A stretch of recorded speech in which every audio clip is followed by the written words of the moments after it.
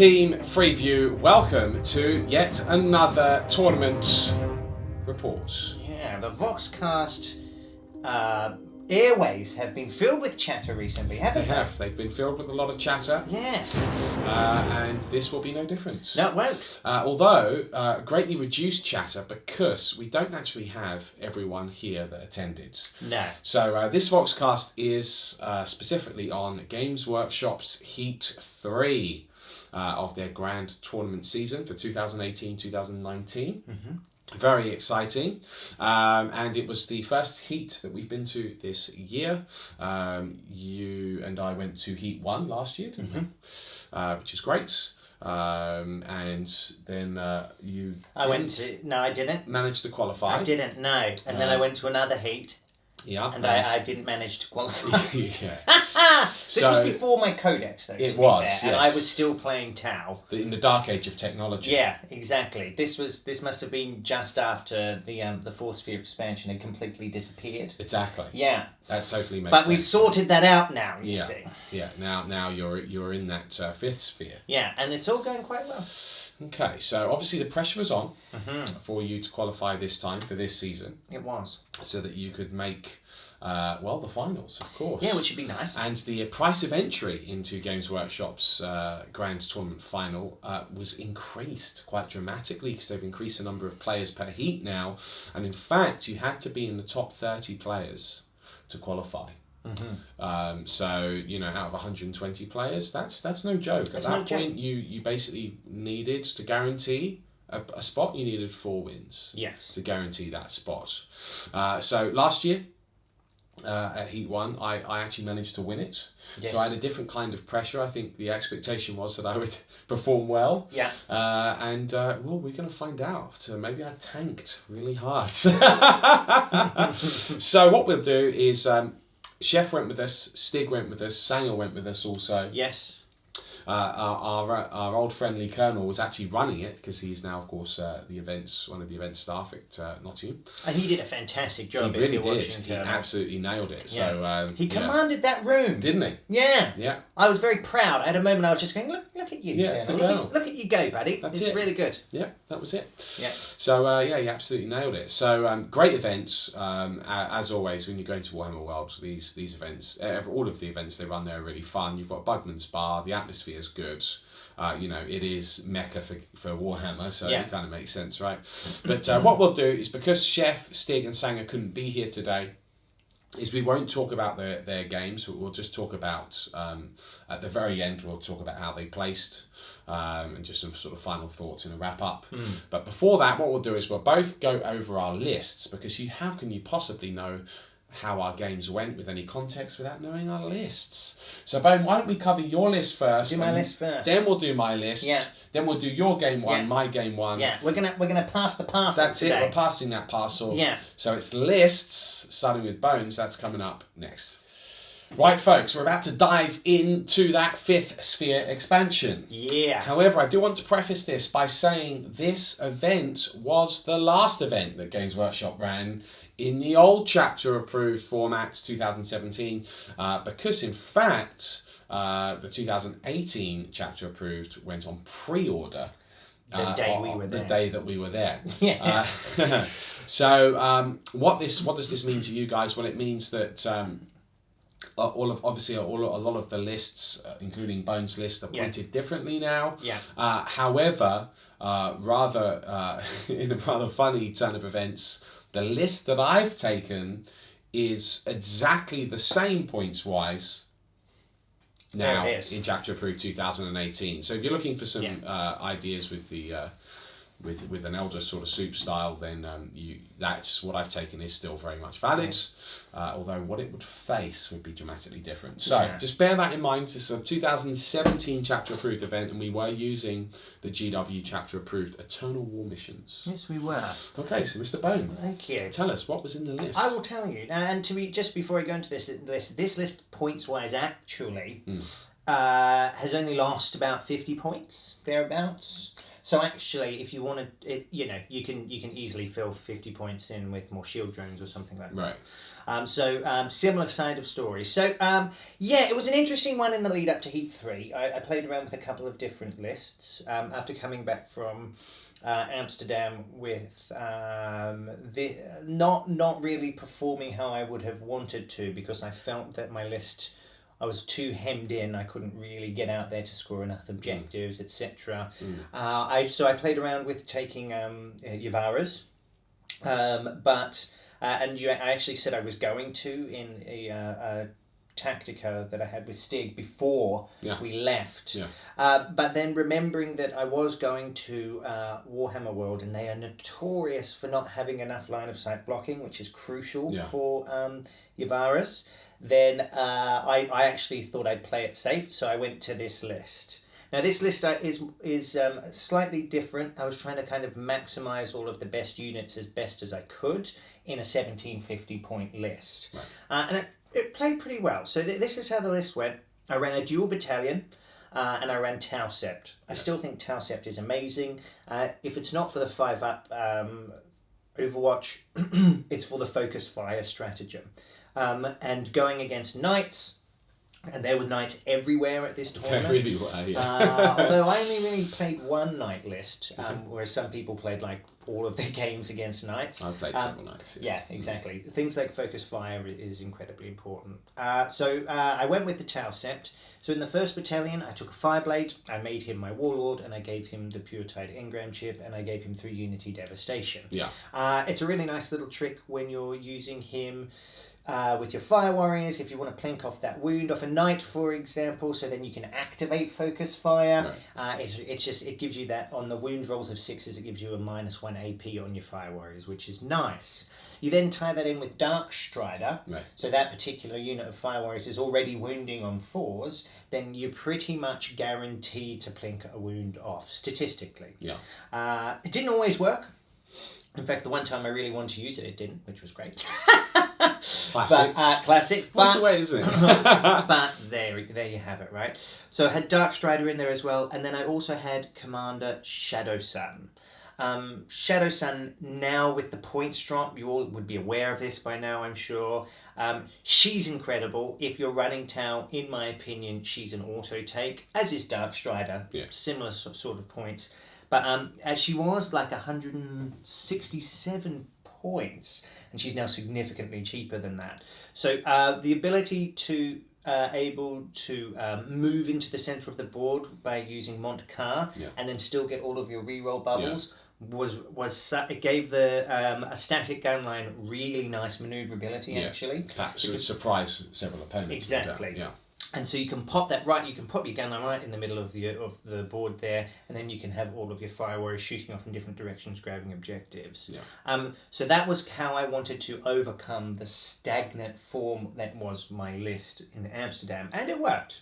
I used it a couple of times, and it was really handy. Also, there was a couple of times where I used double Calyon. And when you've got Riptides in there, and then you're re-rolling wounds with one of them as well. And this is at 1750 points as well, so... It's nasty. You're packing a lot of guns at 1750. I was packing a lot of guns, so then, for my troops, I had 3 units of 5 Fire Warriors, minimum. I obviously wanted to run more Fire Warriors, but it didn't quite work, and you'll see why. I then had 3 Riptides with Smart Missile Systems, Advanced Targeting, and Velocity Tracker. My Velocity Tracker, again, I didn't play any Elder.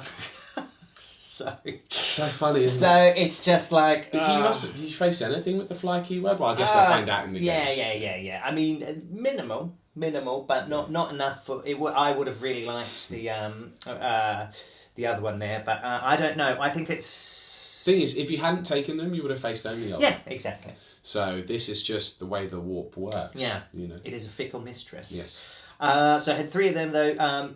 At 1750, 3 of them is very good. It's just very very good, and especially with the old chapter approved missions where sudden death was still in play. It was very very handy to have indeed. So based on the missions, this list was already starting to work really well. Yeah. I then had 3 units of shield drones, 1 of 6 and 2 of 5, so 16 in total. Yeah, I mean, they did what they say in the tin, and I was rolling pretty hot for the majority of the tournament, actually. Yeah. So I was making my 5-up saves with my saving protocols, and they just did a really good job. So, yeah, shield drones for days. So Yeah. I got rid of my normal Markerlite drones, because I was kind of going for more efficient Markerlites this time round, so I could fit in more guns. And that worked to a degree, but there were times where I really missed having all those extra Markerlites. Sure. But it was a sacrifice that I made. So then we go into the next battalion. I had another Fireblade in there. I did have my Ethereal because I wanted Sense of Stone, which came in quite handy during my games. I also wanted that for the leadership, for my drones and stuff like that as well, because drones are leadership 6 and they're suddenly leadership 9 when you've got an Ethereal near them. So he was handy.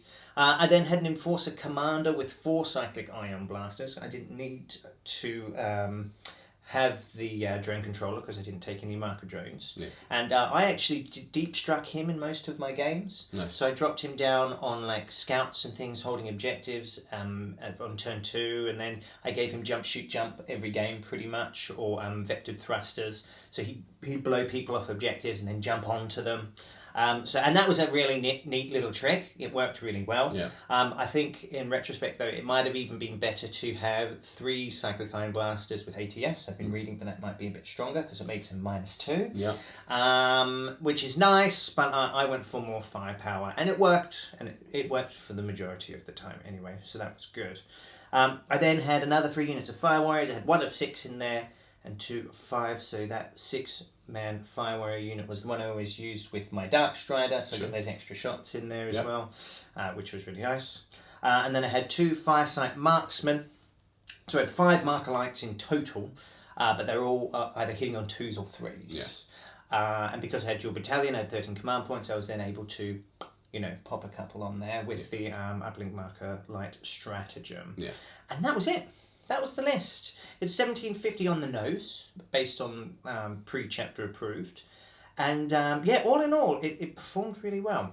It performed really, really well. I had a lot of Dakar in there. I actually had enough Fire Warriors that I could go out and hold objectives. Yeah. And my gun line didn't have to be static if I didn't want it to be.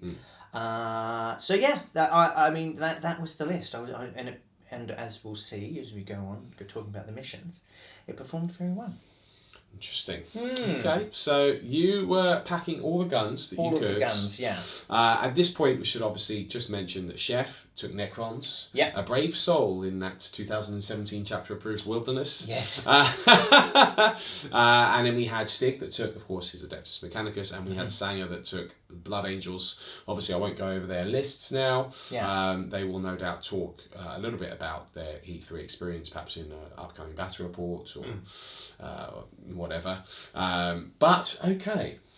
So what did I take? Well, let's find out. That's coming up next. So let's talk my list at Heat 3. Changed at the very last moment. And when he says the very last moment, I got morning. I got a text. Not quite. I got a text. I was going to bed the night before we left at about midnight, and lightning apparently had struck. Yeah. And then, I'm happy I made the change. Yeah, so I would be too. Yeah, so I nearly took Knights and the Guard Battalion, but knowing that would be very popular there, I was going to take House Crest and a Crusader and a Warden and a Castellan and Loyal 32, and it would have performed admirably, I'm sure, but it's not. It wouldn't have been I wouldn't have enjoyed using it as much because I really wanted to, in all honesty, guys, take the Grey Knights.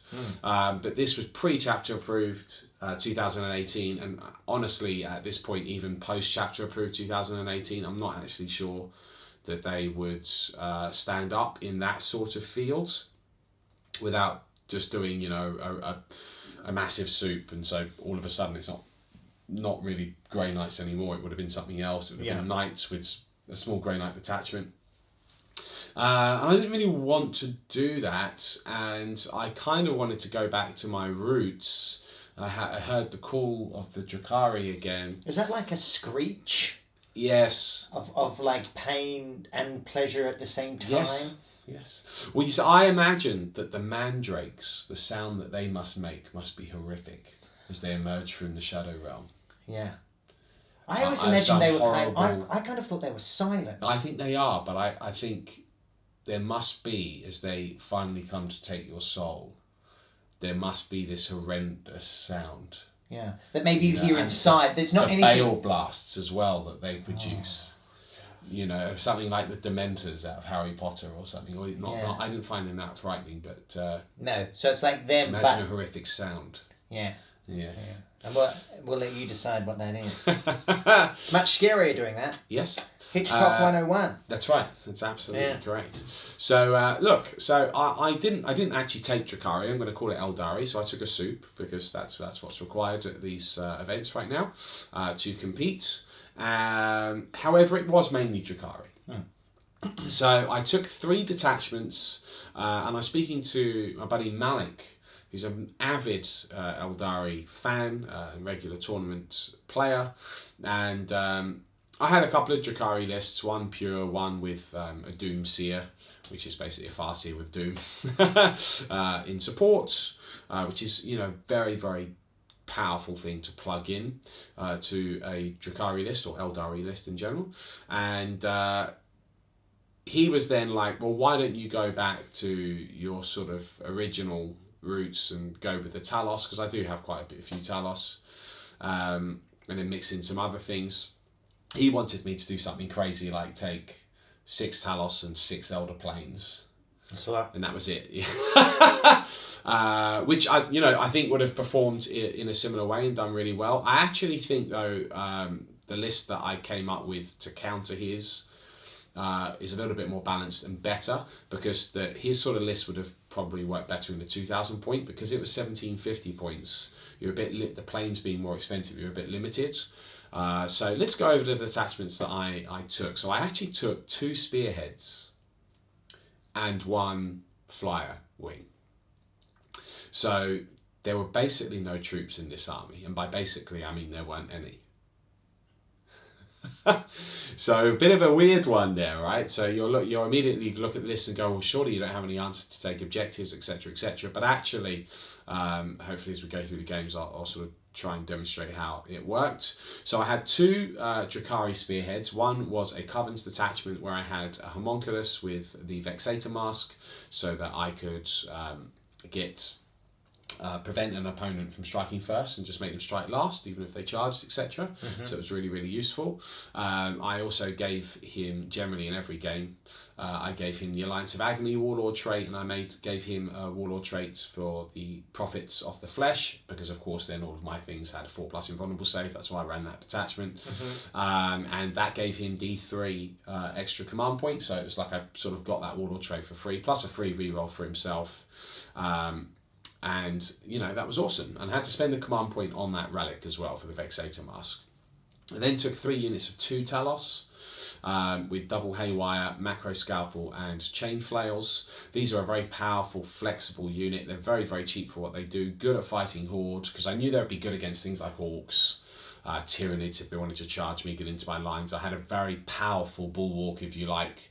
And these, of course, were the primary objective holders, the units that went out onto the objectives and would ensure that they could try and stay around to the end of the game, because this is Chapter Approved 2017, so some of the Eternal War you held at the end of the game, some of them were progressive. So it's a bit of a mix, right? So I needed these flexible, powerful units that could potentially withstand the firepower of knights if I didn't go first. It was still relatively small, so behind decent LOS blocking terrain, I could still hide them, even if I didn't get first turn, so it was quite useful. And they pretty much performed how I would have expected them to. I then had a Kronos. Now, the reason for the Kronos, in all honesty, guys, is I just didn't have the 7th Talos painted. But the Kronos also provided a decent little buff. He gave them an inbuilt reroll 1s to wounds within 6 inches. He could also help heal them up if he killed things with his spirit Probe or Spirit Siphon, one of the two.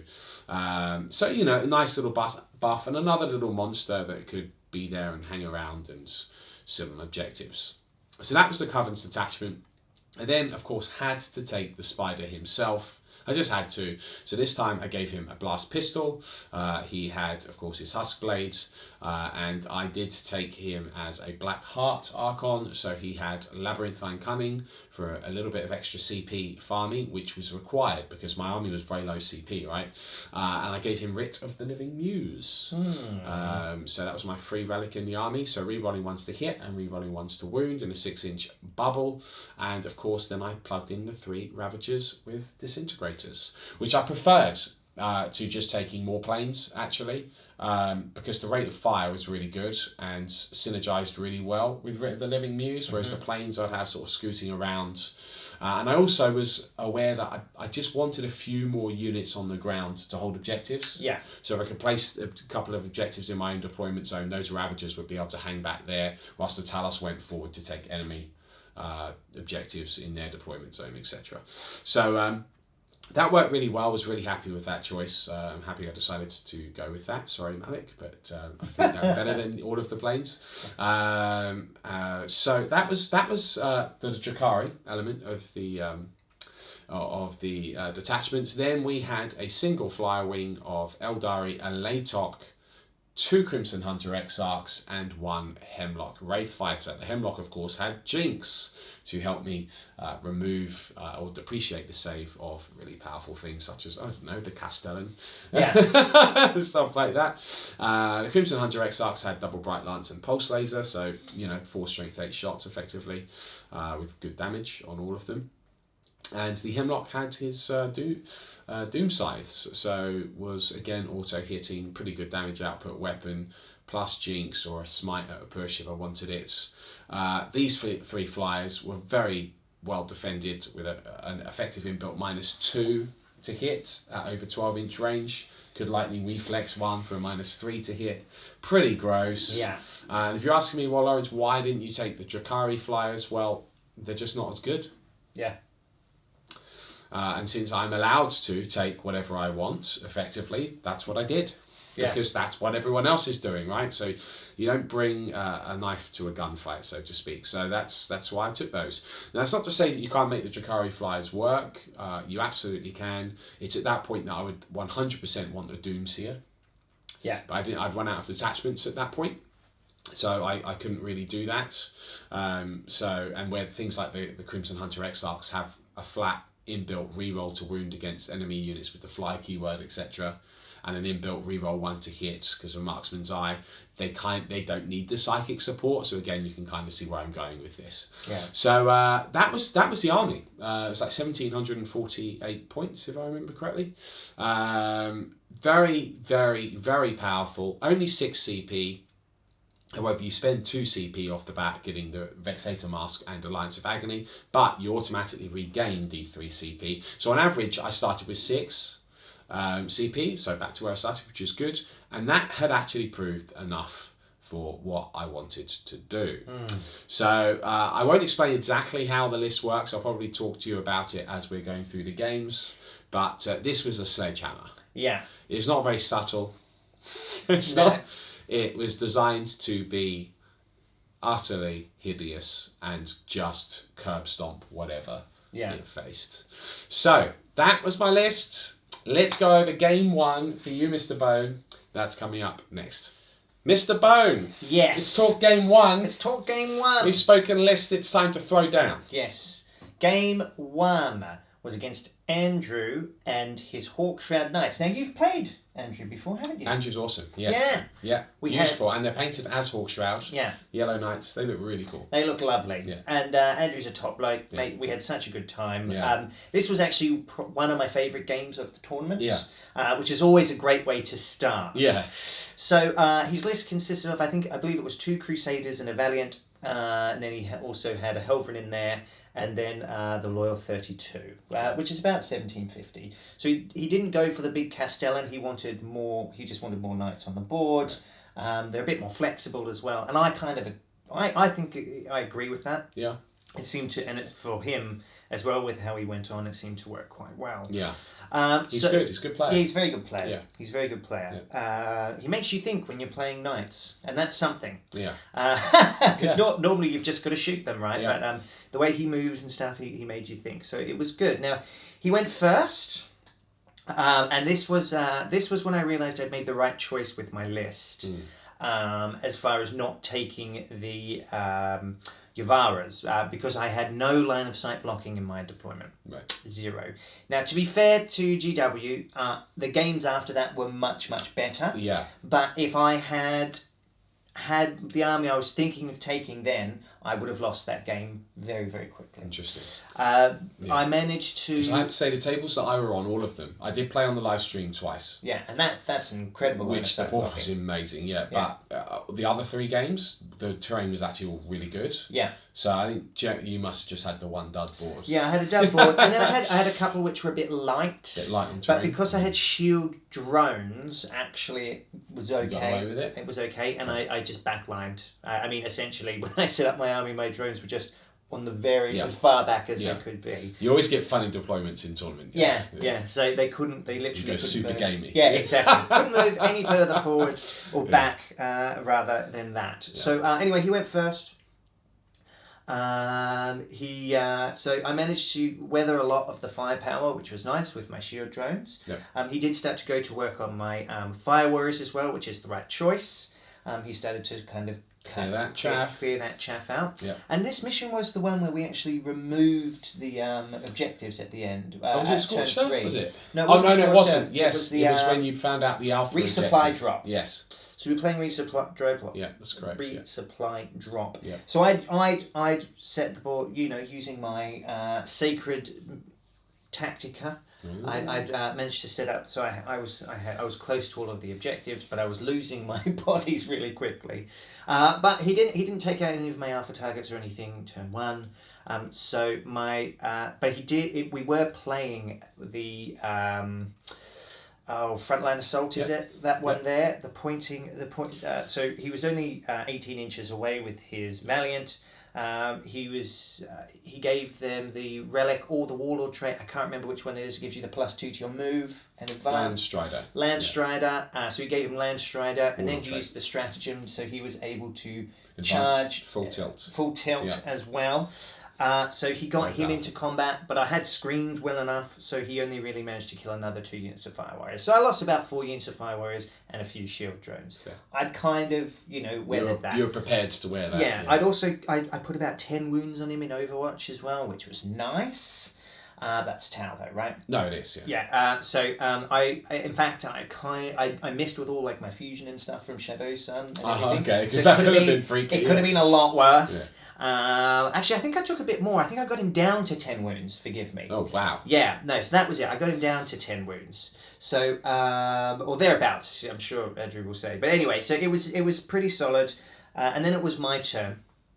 So obviously you've got to deal with a knight that's in your lines. It's a bit of a problem. It is a bit of a problem. So I punched out Kalyon at that stage. Yep. Which meant, because he'd cleared up all of my fire warriors, it meant that I was actually able to activate it, and I was still able to fall out of combat with him as well, which was nice.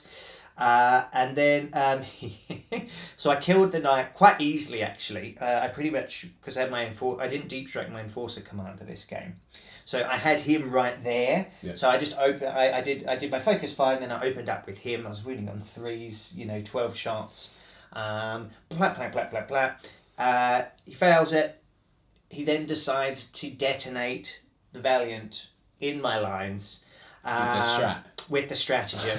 So it goes off on a 4. So it goes off on a 4, which of course he rolled. And so this is a problem because it's D6 mortal wounds. Now this was the crazy thing. He'd rolled a 7, and he'd just get 2 of my Riptides and a few of my characters as well, which was a problem. But I was like, okay, he didn't get my Enforcer Command or anything like that, and he didn't get any of my shield drones with that roll. Now, so he rolled a 3 and a 4. So he decided to re-roll the 3. Now, if he'd got a 1 or a 2, actually, he wouldn't even get my Riptides. Right. He rolled a 6, so suddenly he got everything. and all my shield drones just disappeared. So this went super atomic, nova. yeah. And then he was rolling incredibly well with all that. Now, luckily, I'd activated Sense of Stone. So you had your 6 up. So I had my 6 up, feel no pain. So that did help. We've got to stop saying feel no pain. Apologies to you viewers. Ignore wounds. Ignoring wounds on a 6. Yeah. So that really helped, but still, I lost Dark Strider that turn. I lost a Firesight. I nearly lost Shadow Sun. Everything was just diminished in an incredible way. All of my shield drones, heaps of fire warriors. So suddenly there was just this big crater in the center of my castle. I'm starting to panic a little bit at this stage. I'm like, this is a problem. Then the next turn happened. So I managed to then take some, because I killed him, I then managed to take some more wounds off another knight. I'm not sure if I quite killed one, but I think I almost did kill another knight because it was badly degraded. Yeah, it was a strong turn. He then shot me back, and we were getting I was getting a bit thin on the ground. So then this is when I used my Montcar. So and I actually put the 3 up invulnerables on my Riptides. Yeah. So I threw everything forward, and then I started going to town. Now this is when I did kill one of his other knights. Shadow Sun and Enforcer jumped forward to one of his Crusaders, and Shadow Sun hit both times. Wounded twice. Yeah. He failed his. I don't think he had any command points left by this stage. I'm not quite sure what turn we're in. It's kind of molded into one, but this is how the battle was going on, right? I think he failed both of his, and then I rolled a double 6 on my damage. So Shadow Sun was just powered up, and then I came in with the Enforcer again. Focus Fire had been activated, so I killed another knight, and then suddenly it was really interesting. Yeah, right. And then it was kind of tit for tat. We were losing bits. I was trying to kill all his infantry because he couldn't hold objectives. When the objectives actually got dropped off, it turned out I was already holding one, which was going to be very difficult for him to get. I actually fell back Shadow Sun behind some Fire Warriors. Okay. So it would have meant that I would have had. We were running out of time at this stage as well. So there was no way really he was going to be able to clear that based on because you can't target Shadow Sun because she's a character. And then we were shooting off. He managed to run his last unit of guard onto the other one. So at this stage, he had First Blood. Yeah. I had Warlord, and we were holding 2 objectives. Sure. So it was a draw. I had the last turn. Sure. So I Nova charged on my Riptides the boost, Nova boost. So in your charge phase, you can move an additional 2d6 inches. Okay. I think it's your charge phase. In fact, yeah, it is your charge phase.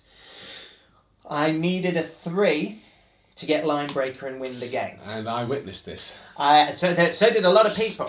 No, sorry, I needed a 4. I needed a 4. Yeah. And I rolled a 3. You rolled a 3. 2 and a 1. On 2d6! Classic me. I had no command points left. So that was that. It was a draw for your first game, and it came right down to the wire. It's difficult to get a draw. Quite frankly, I wouldn't have had it any other way. Yeah. It was such a great game to start the tournament with, and it was a real nail biter. So yeah, it was really cool. His Helverin did a lot of work. I know I sound a bit funny on him, but his Helverin did a lot of work. Yeah. Holding objectives and then shooting people and all that sort of stuff. So look, he's a great player. Edric, it was an absolute pleasure. Thank you. I can't wait to play you again. Yeah. I think he's coming to the LVO, isn't he? No, did I make that up? Maybe I made that up. I can't remember. I seem to remember there's somewhere where we're going to meet again soon. Maybe it's just another battlefield. I don't know. But so your first game being a draw, it actually puts you in a really interesting place as far as your tournament standing goes, because you do get points for it. You do get 2 points instead of 6. Yeah. So effectively, you're in this. If you've not heard of this term, the submarine. Effectively, if you lose a match, you go. You kind of drop down into all the other people who've lost, and it means that you generally win more games if your army's tooled right. Right. So everyone, I love a submarine. I'm all about the submarine. I'm a submarine guy. You are. You know what I mean? So this was the ultimate submarine. I couldn't have got a better type of submarine at this stage. Sure. So that was my game 1. It was very, very fun. Well played. Thank you. And I was there. There was a little crowd around that table as you made that roll, and I was like, oh my goodness. I didn't even look as I rolled it. No, I was too you stressed didn't. out. I looked at it. I was like, nevertheless.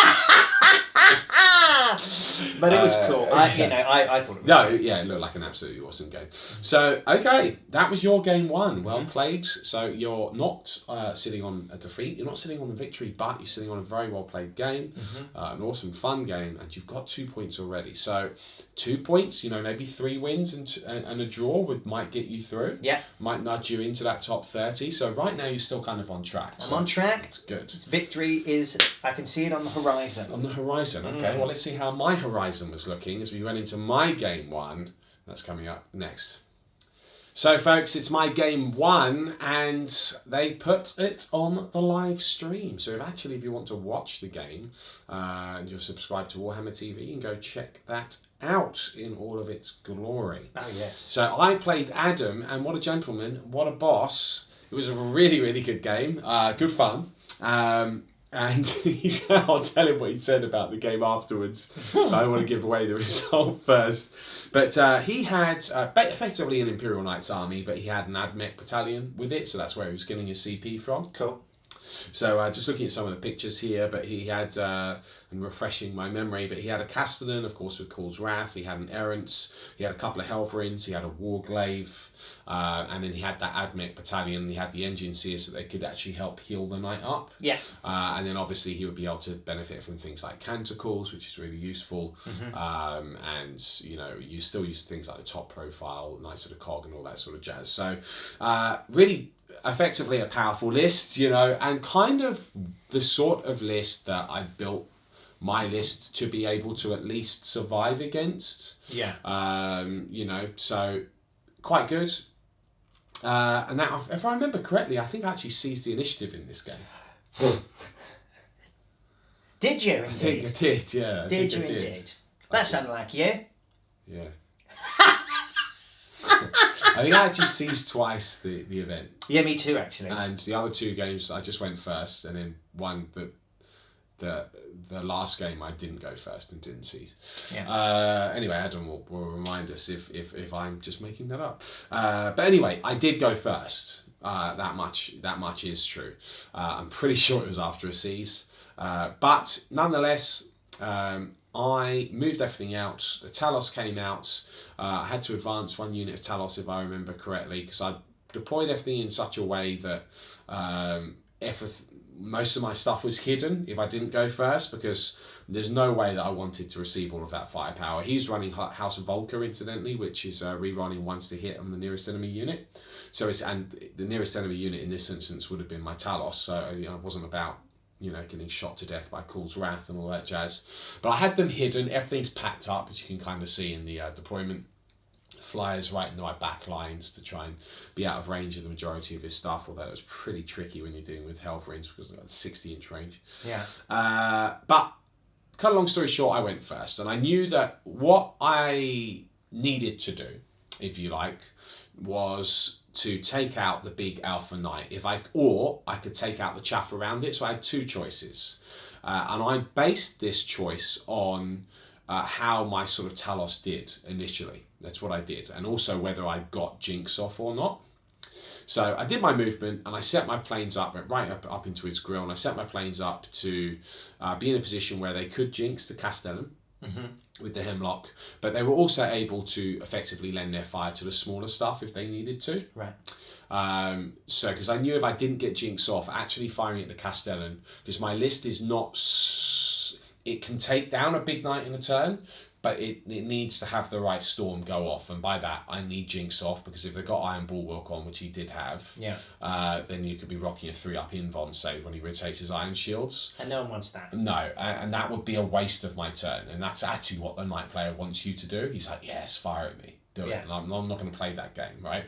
So it's just not how I roll. No. So I had Agents of Vect, of course, because of the Black Heart stratagem. So I knew if I got Agents off and I got Jinx off, that actually you'd only be rocking a 5-up Invon then, and I could probably bring it down.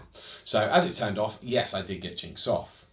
Then we went into the shooting phase. I decided, okay, well, I'm going to open with the Haywire just to see if I can get Plinkett enough mortal wounds off of it to try and to soften it up enough for me to go, you know what, the Ravagers and my planes can now finish this. So it turned out, I plinked off a few wounds.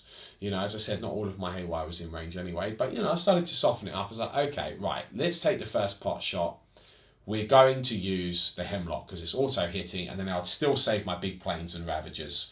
If I whiff with the Hemlock, then I probably won't. I'm pretty sure this is the order I did it in, and I probably won't.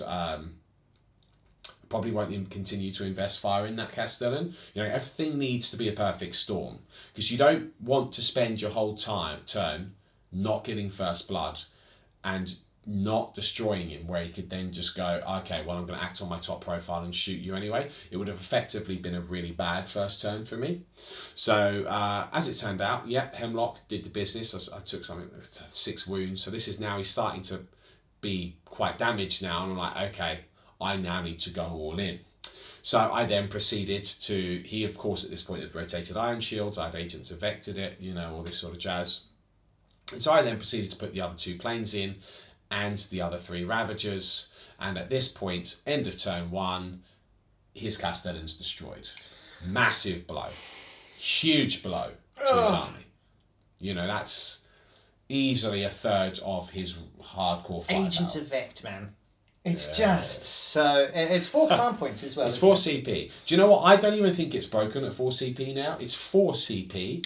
It's very Drukhari. I think the thing is, what it does is it's not even that if your army needs a stratagem to do what it needs to do. Yeah. But it just removes it's like the fear that you put into your opponent as well. And I like that. Well, I can do this, but then guess what? I'm just going to stop you doing that. What's up? It's or in this case, the Agents of the Spider himself. Yeah, exactly. It's so powerful. It is. Yeah. It should be if it was 5 command points, I'd even go, okay. That's what I'd say. CP though. It's a lot. I get that. I think if it just stresses me out. I think it wasn't bad at 3 CP. Well, that's because you're a bad human. So he lost the Castellan. He lost the Castellan, right. And he took it really well. We both had a laugh about it, and I said, ouch, and he was like, yeah. It was like, ouch. Oh. At that point, we knew this game was going to be maybe not the nicest for him, especially because I was rolling really obnoxiously. Really well. Oh, look, let's do 5 damage on the Bright Lance. Let's do, this is all grim. It's grim in the dark. Anyway, he then tried to counter as best he could. The Helverins tried to take out the one of the flyers, as I recall. He whiffed on quite a bit of his shooting. I'm going to cut a really long story short here. The Errant was like, okay, I want to try and take something out of the thermal. He tried to take out some Talos. And didn't really do anything. I was rolling really well on those invulnerable saves. And to cut a long story short, he didn't kill a unit in his first turn. So at this point, it's like, oh. Oh, good. So what I will do now is I will fast forward to the end result, because in my second turn, I'm just going to bring up I took a picture of the little cards. Right. Hello. I've done it in the wrong way round. Okay, yeah. So in the second, by the end of the game, I think Adam will correct me if I'm wrong, I think we went to turn 3, maybe 4, at which point he conceded. I basically tabled him. I destroyed the Helverins. I destroyed the Warglaive with the Talos, because he did get the Warglaive into combat with the Talos, and then the Talos just wrecked it. So like, oh. And that gave me maximum points for what it's worth. But the list did what it was designed to do. I had enough haywire to soften knights. I had air superiority with the flyers to then do some heavy damage on them and help remove saves with Jinx. I'd vected his rotate ion shields. And then the Ravagers would just rip the living muse, even against knights, rerolling the ones to hit, rerolling the ones to wounds, just consistent. Here's 4, 6 damage, between each Ravager. It was just nasty. The thing is, poor fella, he was rolling really bad on his saves, even though it was only a 5-up invuln. It was just like, come on, Adam. I was rooting for him to make the saves. I was like, go on, make the saves. But that was it. So it was good in the fact that we could just go and have a beer afterwards. Yeah. It was quite a quick game. And that's why I was able to come over and witness the last part of your game. Yeah. Look, a really, really good start and sort of a vindication, if you like, of, right, my list does work against those really hardcore night lists. And that was my game 1, max points. So Nice one, man. not bad. Let's go now into your game 2. That's coming up next. So game 2 for you, Bone. Yes. What were you doing in game 2? So game 2, I was playing a fella named Paul. Paul's a really great guy. He's been playing for a while. He was telling me, definitely knew what he was doing with his army. Cool. So he took Ultramarines. Right. With Gilliman. Right. There was a Space Potato in the list. Oh, yeah. Yeah, so Storm Talon. There was Intercessors. There was a Repulsor. There was a couple of Librarians, Gilliman, obviously.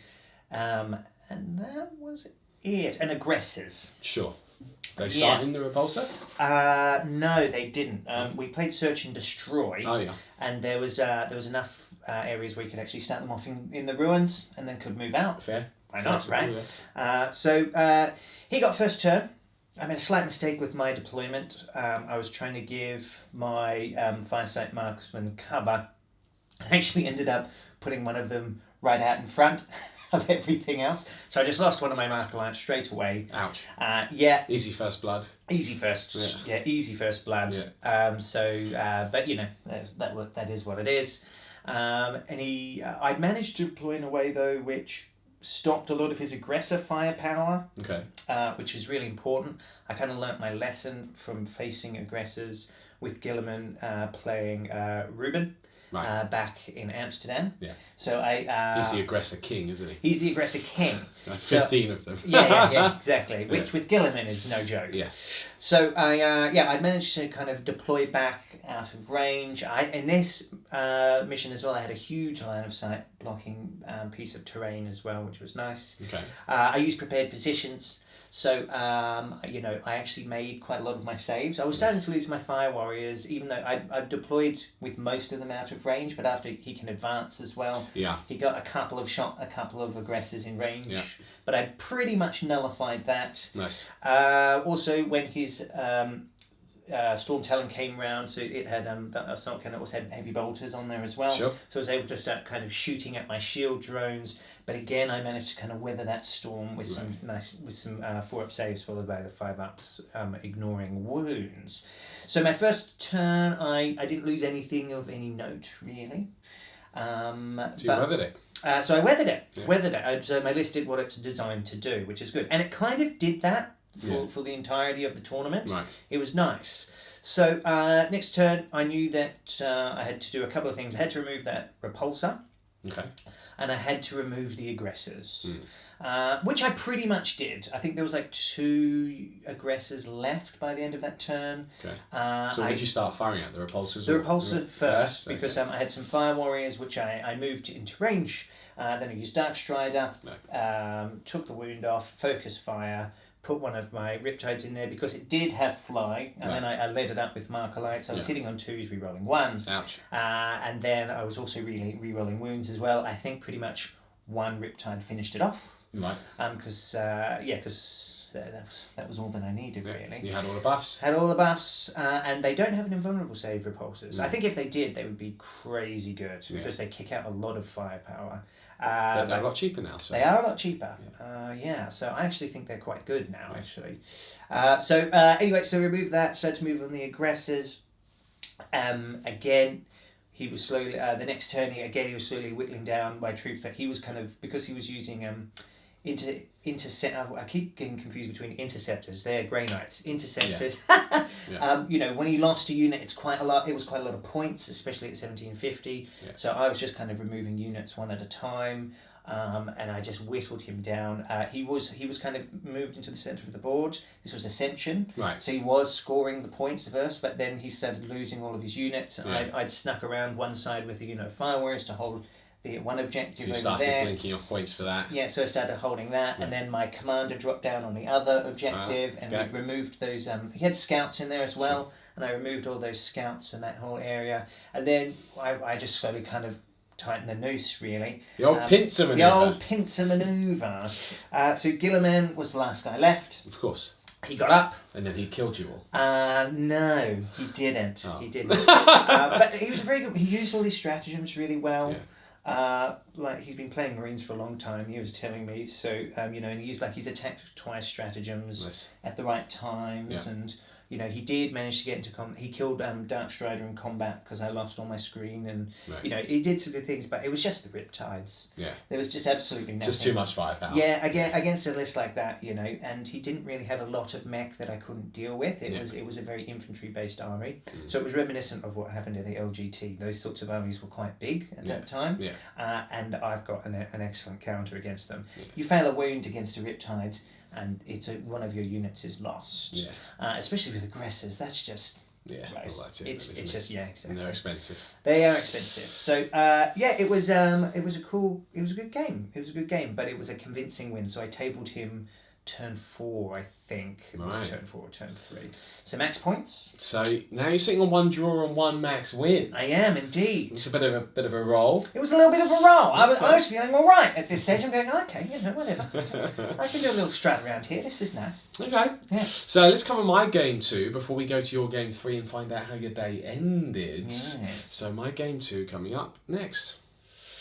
So guys, game 2 for me was against Sam, and we had an amazing time. It was easily the funniest game of the event for me. You were just behind me. Yeah. They were carrying on. Yeah. Yeah. That Vestroyan company commander, Bernard, as he called him, would not die, including when he had 2 Talos around him. Excellent. That's exactly what I like to hear.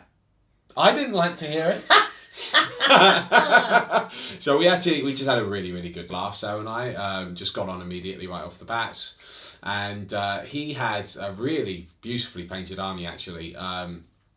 He had a mixed Sisters, Sororitas force with 3 Custodes captains. Mm-hmm. And of course Celestine heading it up. So it was a good army, Sam had brought the pain. He wasn't bringing like a pushover army. And sometimes you can get a bit lucky, like even if you win your first game, you still draw someone that maybe won their first game by fluke or didn't have like the most optimized army or whatever. But this army was good, and Sam He seemed very experienced with his sisters. He's doing all of his acts of faith in the right way, and he had his captains there to counter and do their thing. So this is a pretty scary army. He was also packing a lot of melter, and I mean a lot of melter. And he had one in the repulsor, which is the repressor, which is the forge well tank. It could all fire out the top. And actually, we deployed in a search and destroy deployment as well. Interesting. And we kind of had this situation where, because it was Ascension, we had those objectives along that centre line and it was progressive, this mission. So we both of us came to the conclusion that it's going to be an all or nothing type thing, because the person that can get into that mid boards early and start scoring those points, especially with me, because remember I don't have a high model count, and he outnumbers me considerably here. Oh, and of course, I've said he's got the Sisters Battalion with Celestine. I've said that he of course has Company Commander Bernard as well. So he had a Vestroyan Astra Militarum platoon, because of course that was giving him more CP as well. What do Vestroyans? What's their? They've got an increased range on their guns, which is actually really useful. So like increased rapid fire range and everything. Oh, that's nice. So he's able to stay back a bit further, but still lend quite a bit to the fight. Plus they've got all of the standard guard orders. So nice. it was useful. But I mean, really, the hero here was Bernard. He had a power fist, and he had his rod of command. I hate that guy.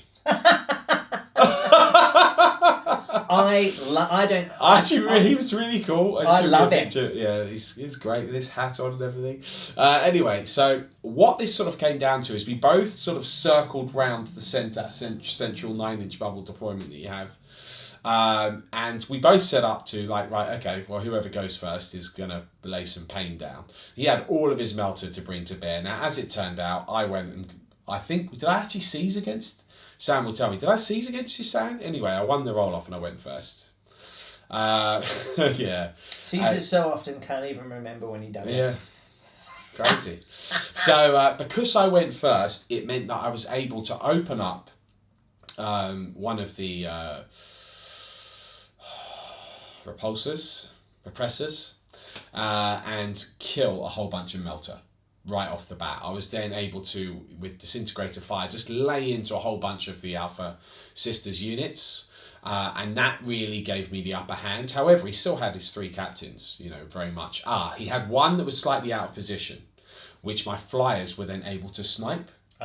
So I killed one of his captains in the first turn as well. So between killing quite a bit of the melter and killing one of the captains, I took away, not all of the punch, because he had so much melter, he had more to bring back to play. But I'd taken away some of that serious threat, because I think and I said to Sam, if he had gone first, he might have been able to nuke like 4 Talos right off the bat. Yeah, which would have been a big problem. I would have been like, listen, Bernard and I need to talk. Yeah.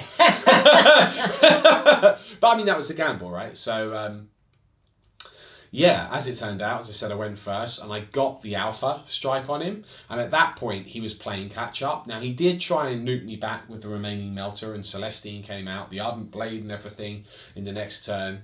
And he did actually, I think if I remember correctly, he did actually manage to kill 2 Talos, because he still had that much melter left. Like, they were serious. But it wasn't a big enough blow, and he hadn't really got anything against my flyers now to severely. He had like heavy flamers on his immolators as well, so they were coming in and auto hitting, and did plink off quite a few wounds on Talos, but he wasn't able to do enough damage back to punch back into the game. So I already scored a couple of points in the first turn, plus first blood.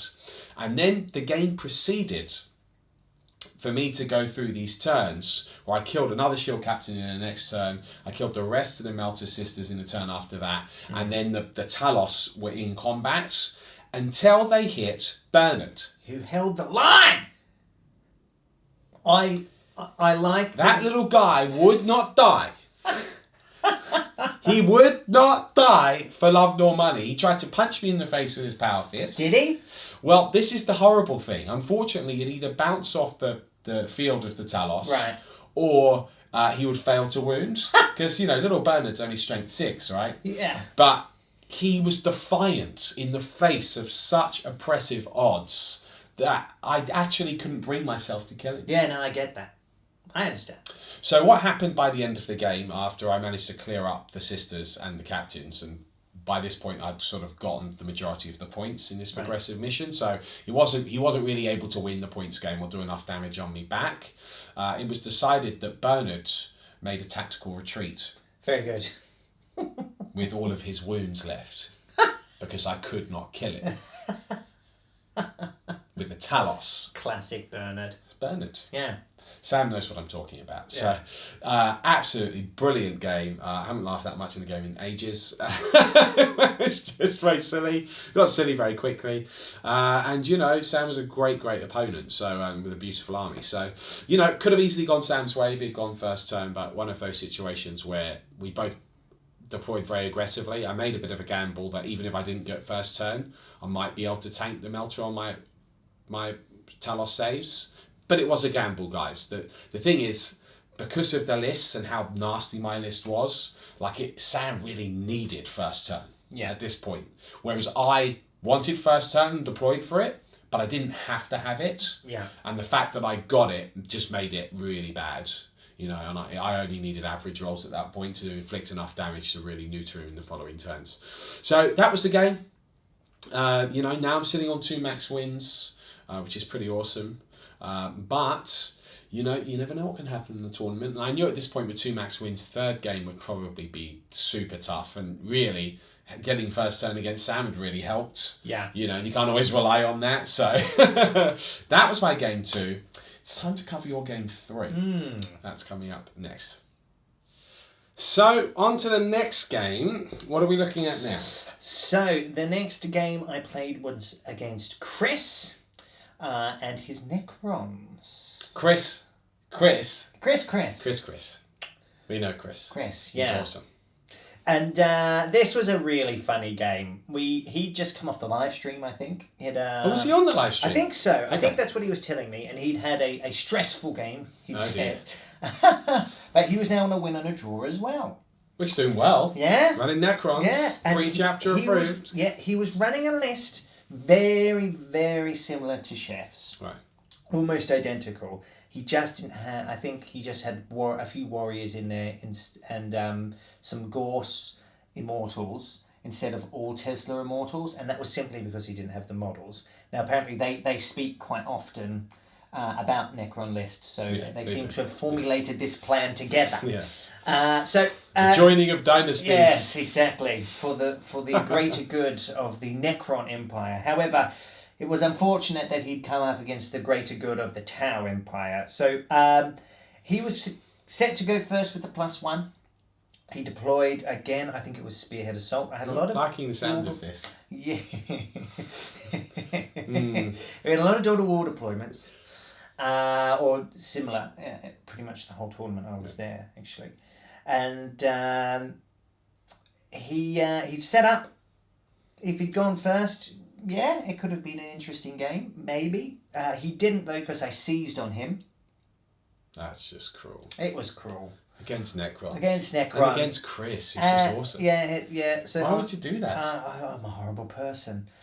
So I then proceeded to kind of just systematically wipe him out. So I killed all of his destroyers turn 1. He then moved everything forward that was left next turn. I killed all of his wraiths before they got into combat, and then I killed all of his what are they called? The flying Tesla boats, the little ones, the tomb blades. Oh, tomb blades. And I destroyed all the tomb blades, and because he's a bit of a short range gun line, I could actually just sit back with my Riptides. Yeah. So I was Cow-Yonning twice.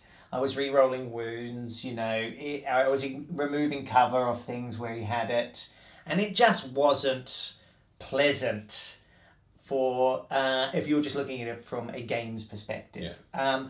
It was, however, really fun. We were both very tired, I think, by this stage. And being a tournament, you eat like not the greatest food, and then you kind of drink beer throughout the day. So by the end of it, you're just a bit all over the place. You always feel really unwell by the end of it. Yeah. By the end of it. You just go there going, oh. I actually tried to mitigate some of that by having healthy breakfasts every morning this time, and I think it helped to a degree. But still, it wasn't great. But yeah, so I mean, he had a few tricks up his sleeve, but because I knew Chef's list really well, I was kind of again able to mitigate that. So I was able to screen out his My Will Be Done maneuver, which I knew was going to come. He was going to put My Will Be Done with his Tesla Immortals around the side, so he could actually fire into my. When you say My Will Be Done, do you mean Veil of Darkness? I mean Veil of Darkness. Okay, yeah. That's what I mean. Veil of Darkness. With My Will Be Done, all added in, all of that. So I was able to kind of screen that out, so he couldn't do it until turn 3, and by that stage it kind of didn't matter. And then he just put the last of his Tesla Immortals in front of me, so I just removed them, and yeah, it was gross. It was so I tabled him, I think, turn 4. Yeah. But it was a really fun game. Yeah. And Chris is such a laugh, and his army is gorgeous. Yeah. He's made some really cool conversions as well. Yeah. He's got I think it was a Cryptek, or it may have even been his Lord. Maybe even been an Overlord, I can't remember, but it had all these spider legs all over it as well, similar to the spider in a way, but in a Necron form. Sure. So we had a really fun game, and that was the end of my day 3. So I'd won 2, and I'd got a draw. So I was undefeated going out of day 1, which I was really shocked about. Yeah, I was actually quite shocked about it. You must be feeling pumped at this point. I was feeling pumped. Well, also, it's the best I know you were, because you said. Yeah, I feel pumped. I'm feeling pumped. But that was the best I'd done at a Warhammer World tournament as well so far. Yeah, well done. So already I was like, you know what? Whatever happens now, I'm happy. Yeah. So that was my game 3. I mean, yeah, it was just one of those games where it was not a great matchup. Yeah. So I know I didn't go into it in much depth. Really, I just kind of wiped everything out. Yeah. I mean, riptides against lists like that are just gross. I mean, especially when you want to make sure you're going to get rid of those destroyers, so you put focus fire on them. So you've got to and then you remove all the cover that they have as well. Yeah. So you just you're wounding them on 3s with riptides, and then you're hitting them on 2s, rerolling 1s because they've got the fly keyword. I mean, it's just gross. And then it only takes 2 riptides on average to get rid of 6 wraiths as well. Do you know what I mean? So then you still had 1 left. That's I was a like, problem. cool. Well, I'll get rid of the Tomb Blades there, and I did.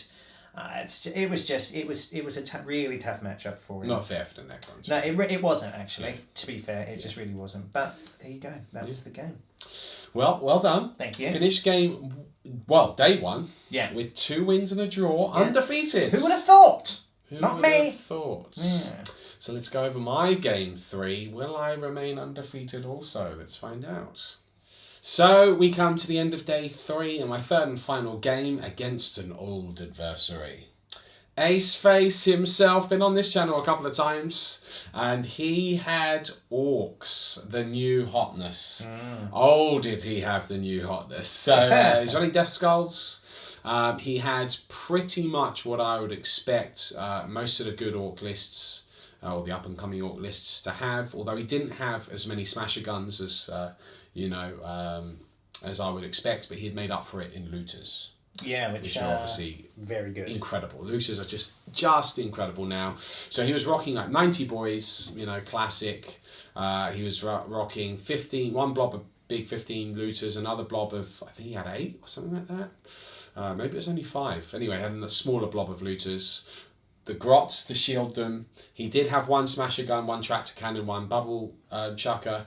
The main reason for that loadout was just because that was WYSIWYG, that's what the models were.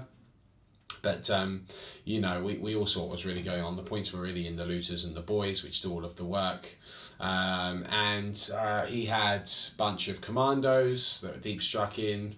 War boss on trike, classic. The Orc Pain Boy, the index mech, so that he's got the custom mega force field round there. Yeah. So basically the army's rocking a 5-up invuln, 6-up ignoring wounds. Incredible fire with the more Daka stratagem on those looters, which just wrecks face. You can't shoot the looters because he goes Grot Shield and they take the wounds instead. How many command points is Grot Shield? Do you know what? I think it's actually only 1. I actually think it's only 1. It might be 2. It's very good. It won't really matter for the purposes of this this review, if you like. But it was more my. But yeah, your curiosity, yeah. They're very, very good. There's great synergy, and if you want to try and get near the looters, well, you're not going to because you've got 90 boys there, which will just absolutely ruin you. He's got the banner and everything. He's got Warpath with a weird boy and the jump. The classics. Everything to make Orcs really hot right now. He had bar the artillery backfields, but he was replacing them with looters. So again, we rolled off to see who went first. In this instance, I went first, I think. I think I just won the roll off to go first. Right. It wasn't a siege or anything. I just went Ace will let us know, I'm sure. But anyway, I went first and he did the right thing. He popped the strat for 3 CP to expand the aura of his custom mega force field to like 18 inches. So now his entire army's in that 5-up invuln. Now I let him do that, because don't forget I've got Agents of Vex, right? I was like, okay, cool. I knew what I needed to do. I needed to take out that big blob of looters and neuter that as quickly as possible because that was going to be a real problem. The weird thing is I wasn't as scared of the Orc boys because of my Talos, and the Talos are actually really good against Orc boys with those chain flails. So I quite confidently moved up. I didn't move up as far as I could. I moved up because I knew that he could then move out and counter-charge me quite easily, but I moved up enough where he could potentially get a charge off, but it'd be quite a long charge. Yeah. He'd have to do something about it. And I screened my forces out so that I knew that he would be able to get the jump off, but I positioned in such a way that he could maybe only get 1 Ravager if he charged, and it'd be really, really difficult to try and get another one. That was the plan anyway, and I used my flyers to help zone things out. To cut a long story short, I the plan went, as I wanted it to. He absolutely did pop Grot Shield when I tried to start shooting his looters with my Ravagers, and agents affected it. Yeah. It's so good. It's so good. It's a game winner. Yeah. It's, the game wasn't over at this point. It's just I knew that if I got rid of those looters, he would have a real tough time destroying my flyers. Yeah. It wouldn't be impossible, but it would be a real tough time. Yeah. So to cut a really long story short, I wiped those looters turn 1. That big blob of looters were dead. Okay, despite the 5-up invuln, which incidentally, by the way, I did a jinx on them. Ah, yes. So they were only a 6-up invuln at that point. So that guaranteed me the kill on the looters between the Ravagers. Then with the spare flies I had, I destroyed his tractor cannon, and then I put damage on the smasher gun. But it was good to get rid of the tractor cannon because that would have auto hit one of my flies, done some more damage. So I neutered his ability to deal with my air support. In his next turn, he did cast the jump. He did come in on the right flank to try and get that charge off on the Ravager. And he came forward with, he had one of his mobs of boys was shooter boys, which again with more data can do a lot of work. And he did fire at one of the flyers, and he did damage it, but not enough to kill it. I think it was actually the Hemlock incidentally, which basically the Hemlock degraded doesn't really mean anything, so he auto hits anyway, so it's kind of a joke. Now, unfortunately for Ace, he failed his charge on those Ravagers. There's nothing you can do about that, but, fine. I got a bit hasty and I made a mistake this game. I re-rolled the damage on a Bright Lance against his Smasher gun. Which incidentally I got a worse roll for anyway. I think I rolled a 2 and then I followed it by 1.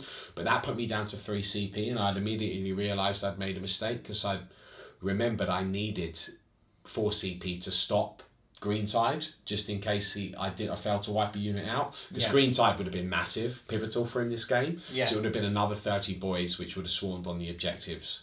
And I might have lost it then at that point.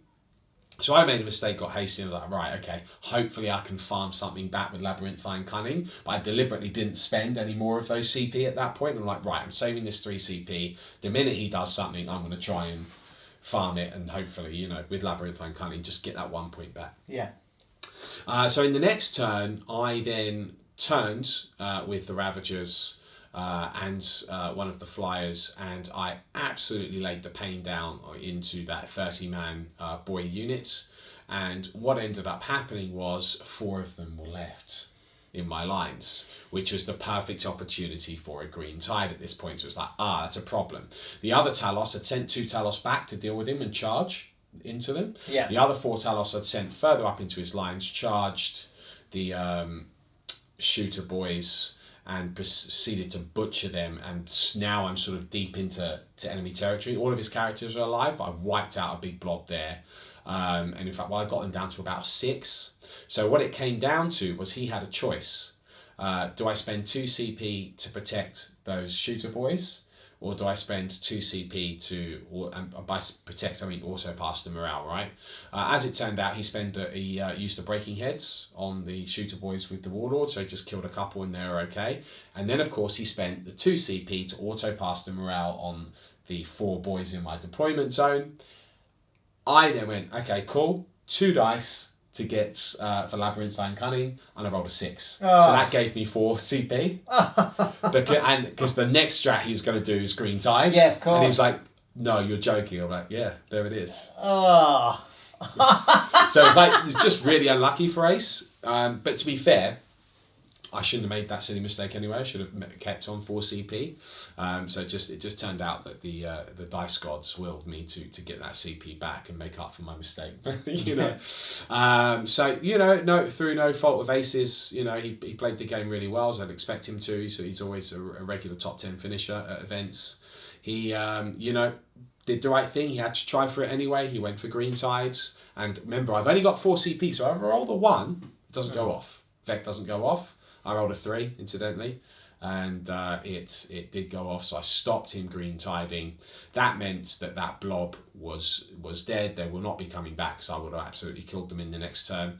And then to fast forward, I did. I killed those 4 boys. I killed the remaining shooter boys. Got into his lines with the characters, with the Talos, and the Kronos had gone over to sit on an objective. He had his commandos appear and try and hurt the Kronos, but didn't really do anything. And over the next turn, I killed another 4 characters.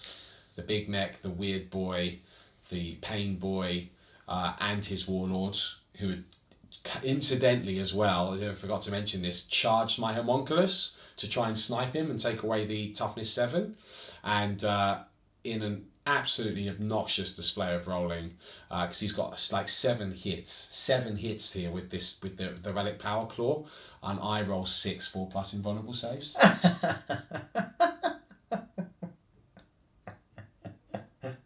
Grim in the dark. What's wrong with you? Didn't even kill the homunculus. What's wrong with you? Oh, I'm a bad person. Oh, God. Yeah, it's terrible. So I mean, to be fair, we were laughing. You know, it was just like a classic game between him and I. We're traditionally, I'm usually really lucky, and for some reason, he's usually very unlucky. You know, not really representative of the ability on the table, but just the ability at rolling dice. But that was it. You know, he conceded turn 4. There was no way for him to come back. And that was it. That was my day 1. I was on 3 max points victories, and at this point, nothing had really tested the list to its limit yet, and I got 3 convincing wins. Yeah. So at this point, I'm on track to do what I did at Heat 1 and win the whole thing again potentially. Yeah. If I have a couple of favourable matchups the next day. So day 1 finished. Let's go to day 2 in your round 4. That's coming up next. So now we're at day 2. Mm-hmm. Surely the day that you take the trophy as your own.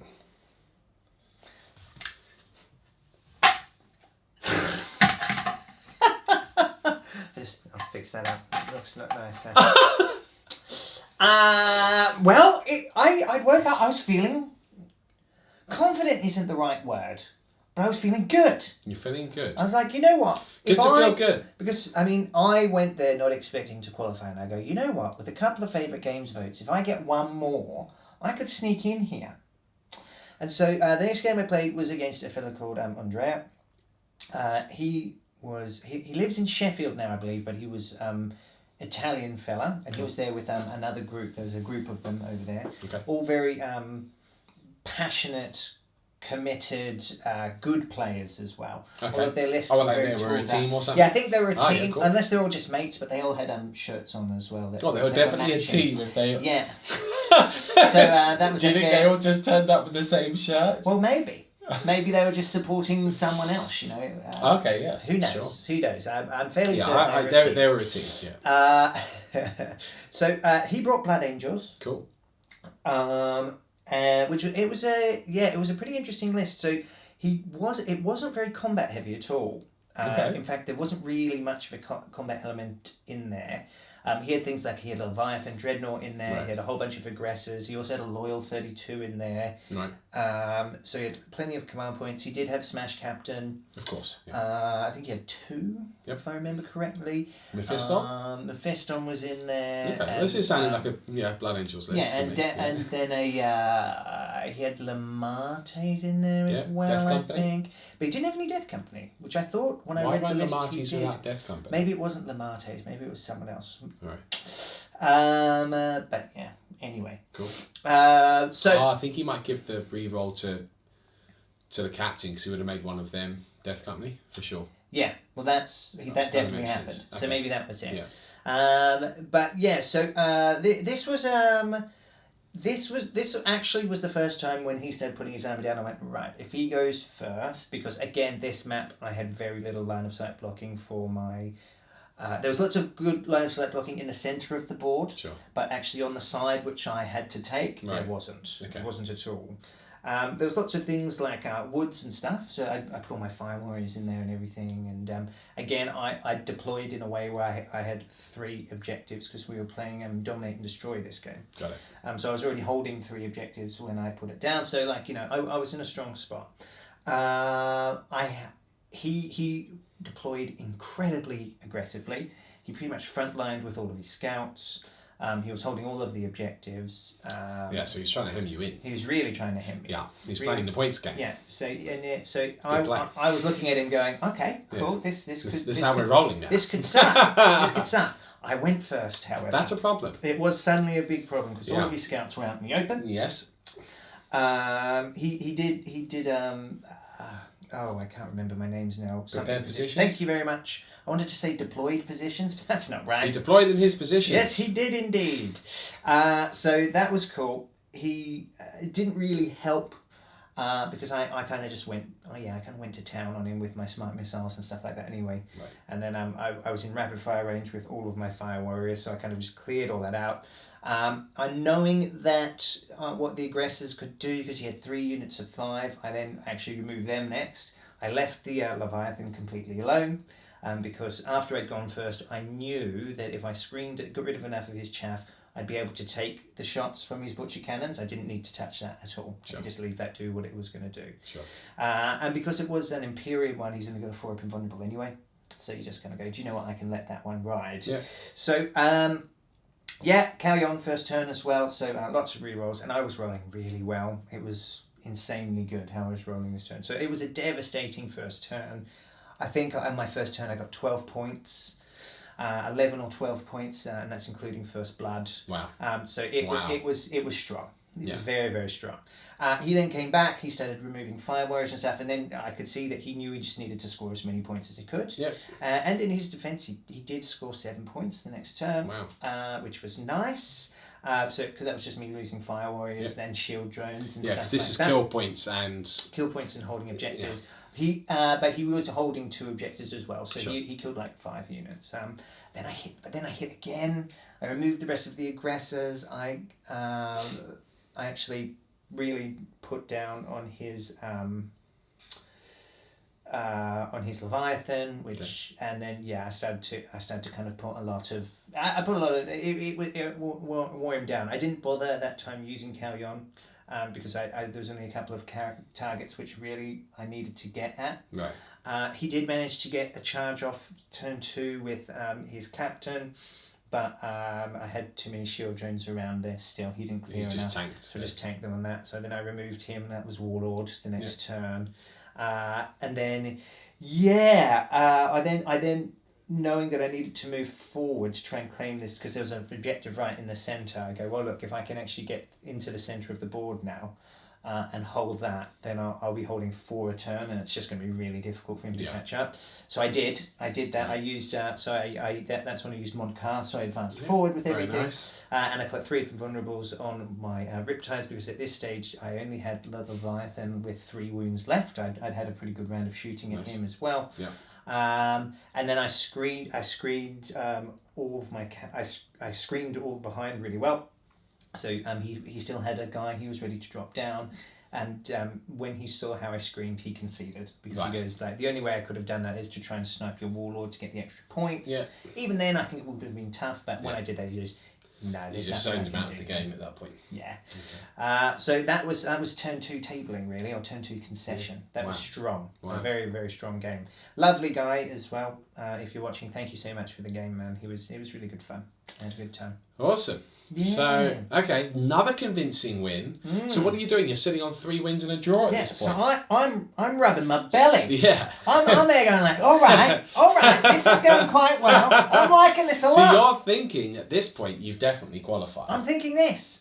And then it was lunch. And I'll just go on from it, just before we go to yours. So I'm at lunch, and then Colonel came over and he's saying hello, and I said, well, look, I've probably qualified, haven't I?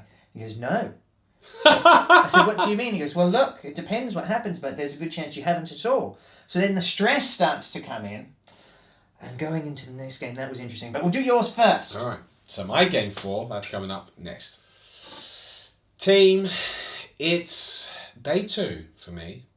Game 4 for me, and I'm facing Kevin, who was awesome. Another great game. I've had 4 belters at this point. All of my opponents have been awesome.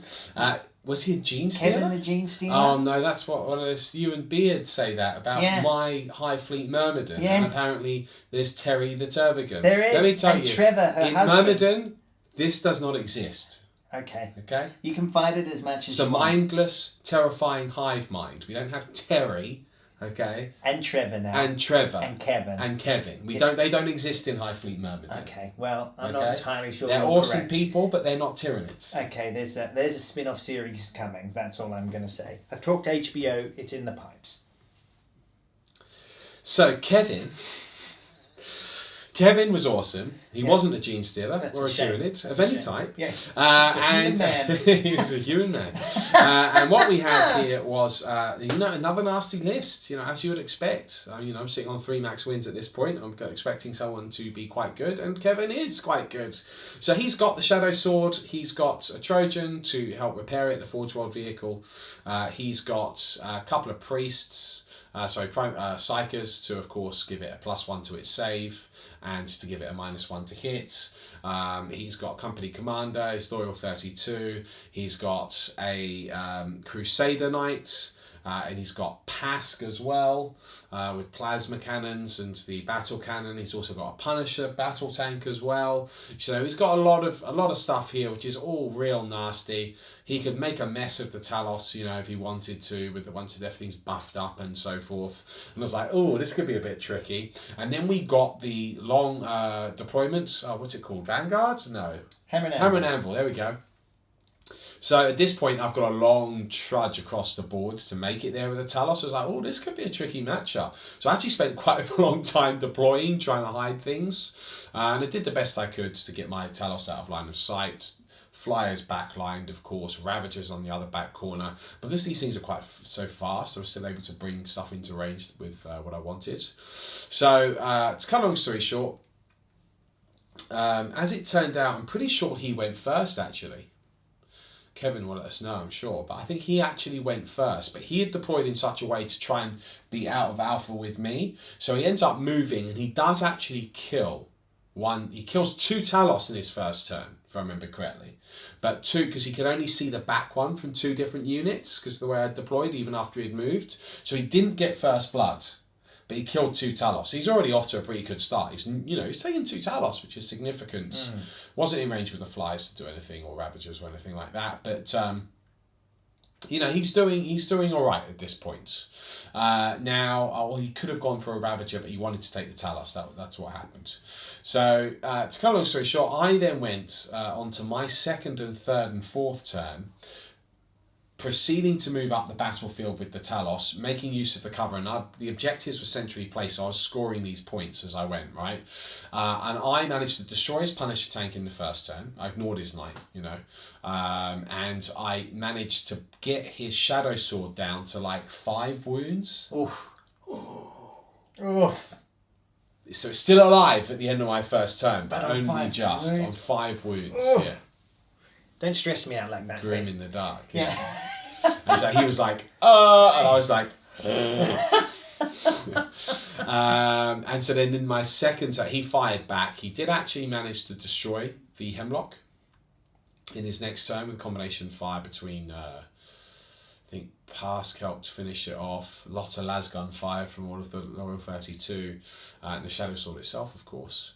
So he managed to destroy one of the flies. He killed another Talos. I rolled obnoxiously well on the Talos invulnerable saves. Good. Yeah, well, I felt bad actually. Kevin had the right target priority and everything, but I just rolled way above average. There was no fault of his own. And then in my next turn, I finished the Shadow Sword off. I was then doing work on the Knight, and I got that down to 10 wounds. So things are starting to get frisky now. By the next turn, his Knight's come out. He's killed another Talos. I think I've got 2 Talos and the Kronos left. So he's killed 4 Talos now. And he destroys... No, he doesn't destroy the Ravager, because he's sort of running out of fire. And again, I was rolling well on those Talos saves. So both Pask and the Knight have come out trying to kill those Talos. Because if he'd removed the Talos... and he's already removed the Hemlock at this point, I didn't really have much on the ground to start taking the objectives. Right. In my next turn, I then destroy the Knight. And Well, that's it then. well, yeah, at that point, then the Flyers start hunting Pask, and then we go to turn 4, and he concedes. Pask is left on the field. I've killed all of the guardsmen just with disintegrator fire. And it was again one of those things which showed how tough my list was, how resilient it could be. Yeah, I'd rolled obnoxiously on the saves, I'll be honest, on the Talos, but the problem is there was so much threat in the list. Threat on the ground with the Talos, backup fire, covering fire with the disintegrator Ravagers, 3 horrific Flyers, and it's almost like, well, what do I shoot at? And they're all solid. The weakest targets actually were the Ravagers. If you wanted to kill something, they're actually the weakest targets. But because they've got a 14-inch move, right, and they've got 36-inch range guns, I'm so easily able to back line so that you can't be shot at turn 1, and then move forward and shoot you and alpha what can hurt them. So it was hard. My list was pretty gross. And so at this point, I'm like, right, I'm dangerously close to winning the event here. And I knew that going into the final game, I would be playing for potentially winning. I'm on the top of what they call the top table. So at this point, I think please don't quote me on it, but I think there was about 12 of us that had won all 4 games, max points. So out of those 12, anyone. I think it was actually less than that, guys. Sorry, I think it was 8. Or thereabouts, right? But obviously, out of all of those remaining folks, there would be a few of us that won all 5, or had won 4 and lost the final one. So it was going to be a close run thing, and then that would come down to the logistical points. I actually didn't know that favourite game votes had any influence on the actual overall point score. I genuinely didn't know that. I thought they tallied up, which apparently they do actually, to be fair.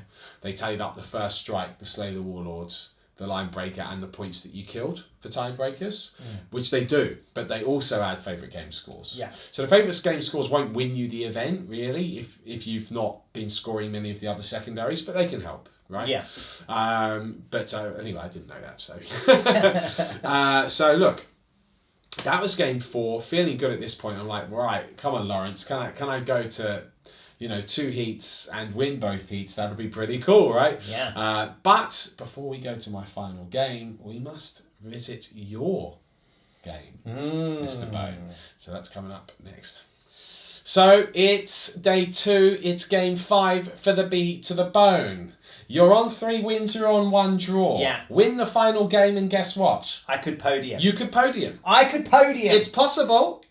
All of my wildest Very dreams interesting. are coming true. It's controversial. Now you're on the top tables. I'm right there. I'm on table 6. What does it feel like? The dizzying heights of table 6. I felt filled with power levels of 9,000. The butlers were there. They offered me, drinks and things. I was like, look, I'm just here to have a game, thanks. So look, it was cool. It was cool. It's the best. It's probably the best I've ever done at a tournament so far, ever.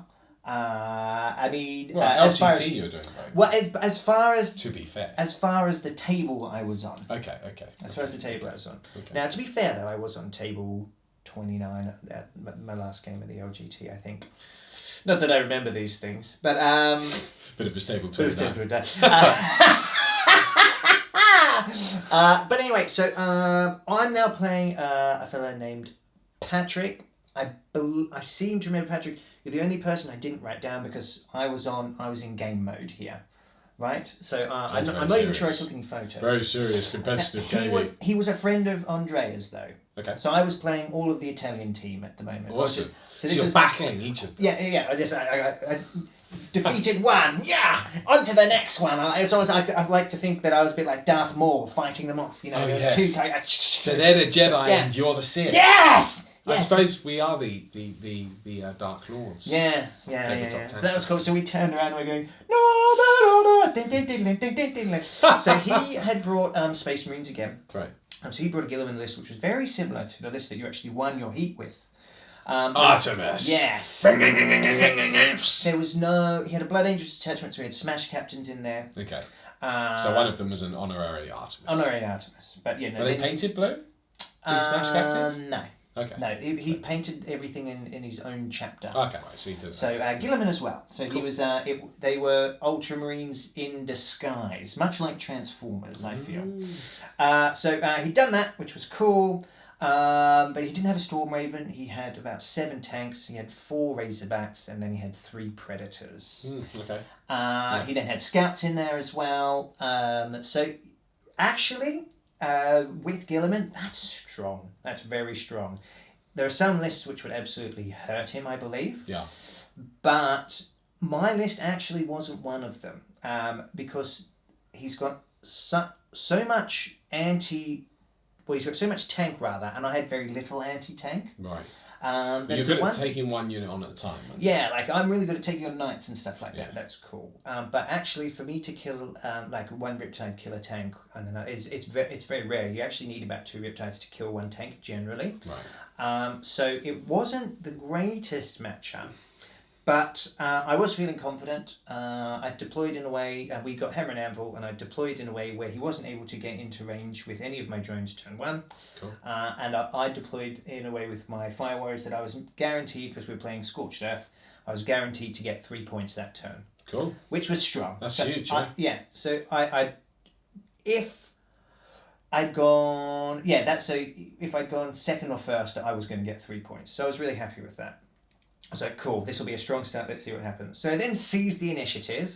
So you went first on top of that? I bellowed so loudly that I actually silenced the entire hall. Yes. And everyone just looked at me and I just said, I seized, and then everyone cheered. It was a very cool moment.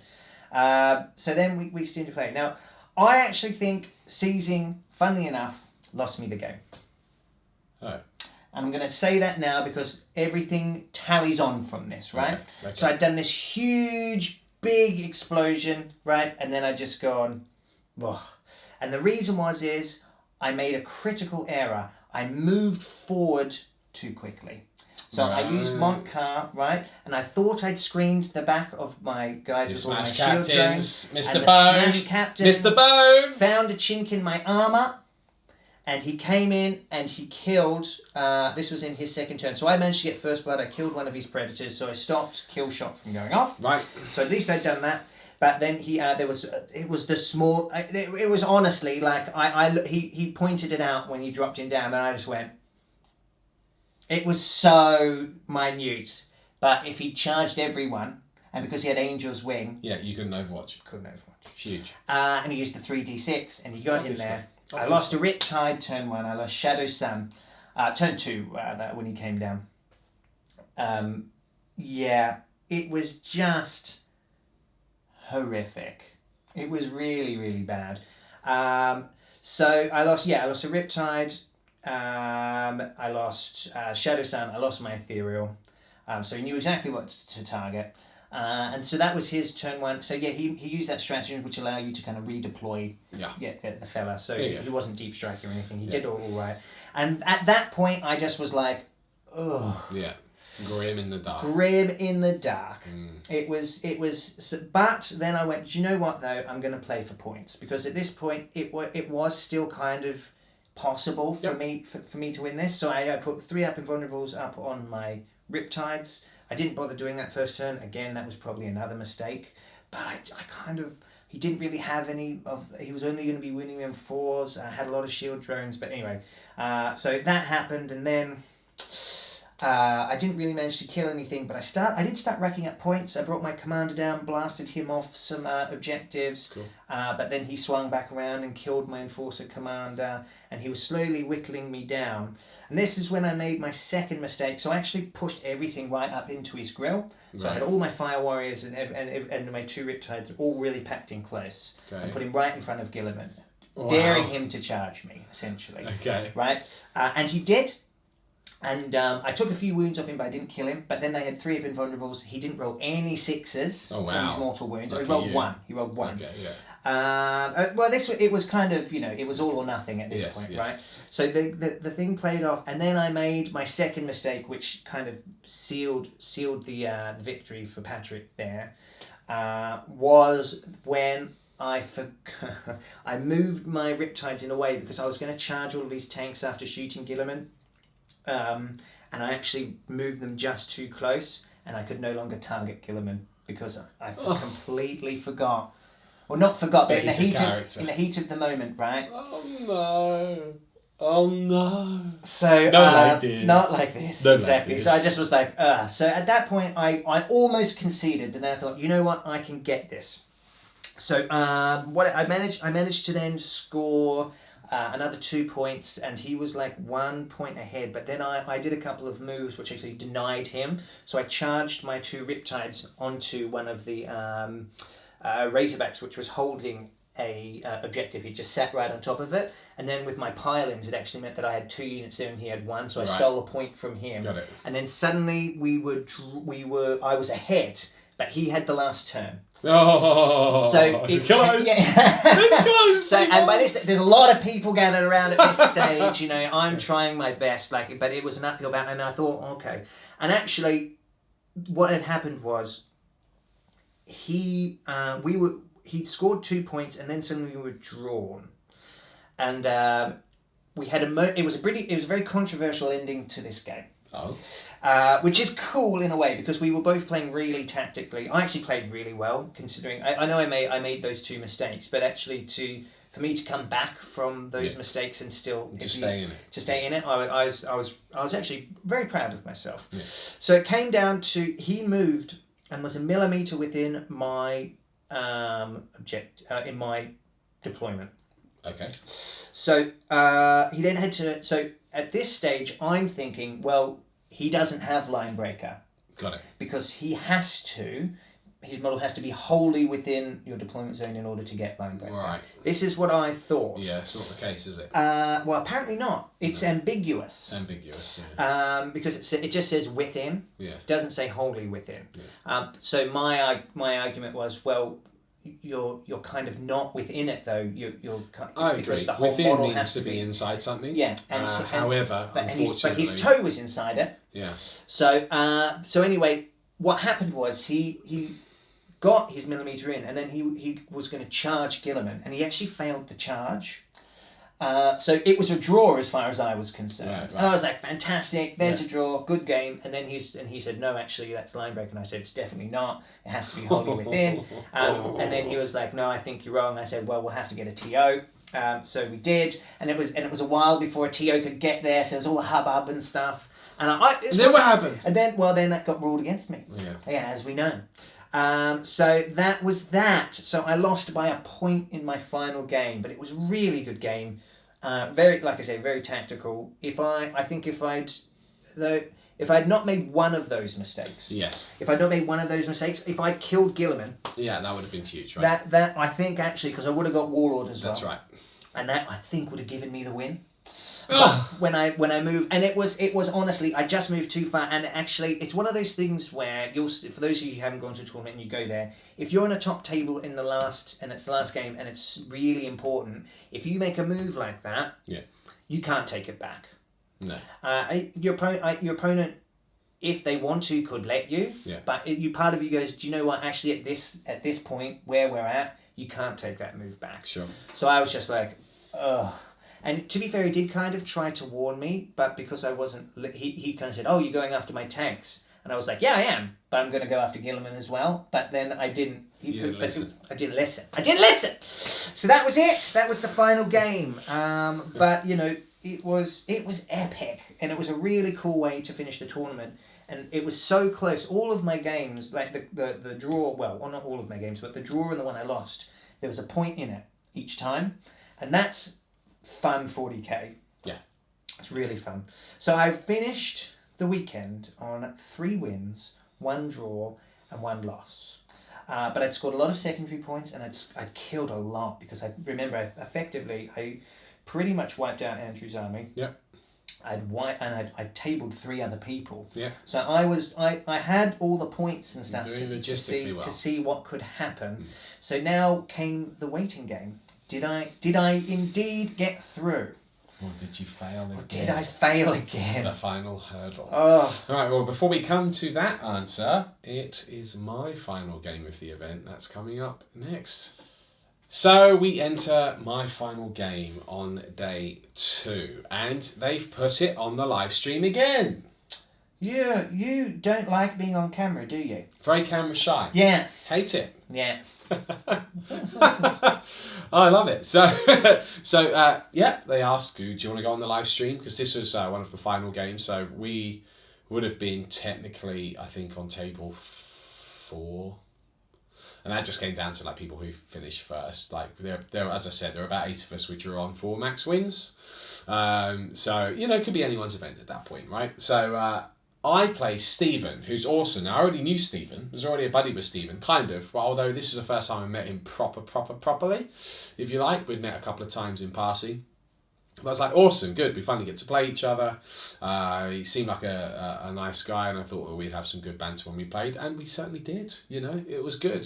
So Stephen's a very good player, and he had, in my opinion, probably in some ways, the most interesting list of the event, because he had taken a list which is generally what I'd advise to do, which is don't take the meta list, take the list that will beat the meta. And which is kind of what you did. It's kind of what I did, because I knew that I could deal with the knights, which would be there, and I knew that I could probably deal with the orcs, which would be there, which were the 2 hot things that I would expect. And I thought, you know what, I can probably give Ynnari a good go, because spears won't necessarily kill the Talos, because I can make them strike last with the Vexator Mask and so forth, and I deploy my Talos in a clump. So I had ways of, like if I had a double spear, thing going on, I could probably give them a game as well. So I was like, my list is all right. Well, it's disgusting, guys, to be honest. I thought my list could win the event, is what I was saying. So I was like, okay. But Stephen bought the perfect counter to Ynnari and, well, Talos, the Elder in general. And furthermore, he bought he still had enough tools to deal with knights. And he had a good rate of fire to potentially deal with orcs. So his list, while not being the obvious meta choice, was actually really, really good against the meta. So he bought Deathwatch. Now, it obviously wasn't Deathwatch, it was an Imperial suit, but let's call it Deathwatch for the sake of this Foxcast, because it sounds cool that they're Deathwatch. So he had 30 Deathwatch vets, with the Watchmaster and Captain, which he had set up as a Smash Captain as well. Very nice. Beacon Angelis, and all of the Stormbolters, basically. Plus, in each unit, he had an Assault Marine so that they could fall back and shoot. He had a Terminator so they could tank wounds there, and he had three or 4 Storm Shields per unit as well. But the key thing is, when you combine your mission tactics and your special issue ammo, he was like, right, he's looking at what I've got, and you've got lots of Talos heavy support, you've got 3 Ravagers heavy support. I'm going to be giving my army reroll 1s to hit against your heavy support. Nice. Or reroll 1s to wound, it is against your heavy support. Even and better. Special issue ammo, I can just do the Hellfire so that I wound monsters on 2s. Oof. So now we've automatically established, he's getting like 38 shots per Deathwatch unit, hitting on 3s, re-rolling, so the Watchmaster, wounding on 2s, re-rolling. That is like, it deletes Talos for fun. And he can deep strike 2 of the units with the stratagem from the Deathwatch book. So now all of a sudden, he's got really, really, like, my ground presence is almost null and void. He's also got Pask, who's just an absolute beast. His Loyal 32, one of which is his Warlord for Kurov's Aquila and Grand Strategist. And he's got a Crusader of House Krast, which he rightly put the Headsman's Mark relic on, because I had lots of targets with 10 or more wounds, which meant that it would be doing, his Avenger Gatling Cannon would be 3 damage. His Battle Cannon would be D3 plus 1 damage. So, really, really nasty stuff there. And he took Iron Bulwark. As well as the Warlord trait, so he could rotate Iron Shields for a 3-up. So, to cut long story short, he went first, and I tried to deploy to hide as much as I could, including the Talos, but I had 3 objectives on my end, and this was, again, progressive scoring, you score a point a turn. So I knew that there were 2 ways I could play this. I could play really defensively, where I just hide the Talos all game, just sitting on an objective, wait for him to sort of come to me and then try and counter the Deathwatch. Or I could try and push forward. The problem was, where he went first, he managed to get first blood on a Ravager. And he had 2 objectives in his deployment zone. I had 3, and the other objective was in the middle of the board. So he then managed to run. Again, the guard just being so incredibly fast to get that objective. So all of a sudden, he's on 4 points. He's a point ahead of me, and I'm on 3. And I knew that I couldn't let that slide. At that point, I couldn't play that game defensively anymore. Whereas if I'd gone first, I think I probably would have been able to get away with it, because I needed that first blood, really, to ensure that I was the point ahead. So what happened was, he alphas one of the Ravagers, which is a blow, what can I do? And, he's put 2 of his units of Deathwatch in reserve. And I've then tried to hit back. Now, I have vectored his ion shields. I get the jinx off. But remarkably, I whiff really bad on the Haywire. And I actually have to advance one of the units out, to be fair, to even be able to shoot. So granted, they're hitting on 5s. But on the normal Haywire unit, I think I only did like 2 wounds. Where I was hoping to soften them up, maybe take 5 wounds between all of the Talos at least, but no. So I whiff there, and then I whiff on the 2 Ravagers, and he survives. His knight survives with 5 wounds left. And I was like, I really wanted to get rid of that knight. I didn't have enough to physically, so this is after the Hemlock and everything's fired. I didn't have enough to physically get rid of the knight and Pask in a turn, but I was hoping, deal with the knight turn 1, deal with Pask turn 2. I couldn't deal with the Deathwatch yet because they're not on the board, they're deep striking down, right? And one of his Deathwatch units that were on the board were going to be out of range with me, primarily for rapid fire in the next turn. So I had a turn to survive them. But failing to kill the knight turn 1 was a blow. But I did get 3 points. So I was like, okay, well, it's fine, we're still in the game. Then his turn 2 happened. He deep struck in and he managed to kill 2 of the Talos, just because of the way everything was screened. I zoned him out so he couldn't get behind my lines to destroy the Ravagers, and then, because he could raise the objectives in this one. Yeah. So I was deliberately played cagey at the back, zoned him out so he could only deploy really mid-board, which would also limit his fire against my Talos units. He did end up killing a unit of Talos, badly wounding another one, but I was like, okay, we're still okay at this point, but we need to get back in the game. And obviously the Crusader just fired at full profile with his strat. Now it's at this point that my next turn happens and I whiff again on the knight, and I fail to kill him again, which is huge, because that gives him a whole other turn of fire with it. So that was a real problem. It was a bit unlucky at that point. I should have actually destroyed that knight. But, that's the way dice goes sometimes. And then, moving my Talos mid-boards, he catches me with a strat, which I completely forgot that the Deathwatch could do, is that if any Eldari unit moves within 12 inches of a Deathwatch unit, they can pop a strat. And I didn't have enough radiance effect at this point, because I just vectored his second ion rotate ion shields. They can immediately shoot at that unit with a -1 to hit. Yeah, it's crazy. So all of a sudden he's got 38 shots. All right, they're only hitting on 4s, but they're re-rolling. So the Watchmaster wounding on 2. So he kills 2 Talos just for me moving near him, which is brutal. And then he would get all of the Overwatch for the other Talos as well. I did make the charge with the other Talos, and I do move into the Guardsman, and I start smashing through some stuff, but he's able to tank on his Storm Shields, and he gets quite lucky on those saves. So he doesn't end up, he loses 2-3 Deathwatch Marines, but nothing too serious. And I'm at this point, and I did fire the Ravagers. I tried to get the Ravagers to kill some of the Deathwatch because I knew there'd be a real problem, but it again, not rolling too well. And so then coming into the next turn, he's able to pretty much effectively kill all of the Talos on the board, but I've still got these 3 points, and I've been scoring 3 points every turn, so I'm doing all right. But he's then able to blow up another Ravager with the knight, because it gets to fire again, which dramatically reduces my firepower and reduces my ability to hold all 3 objectives again in the next turn.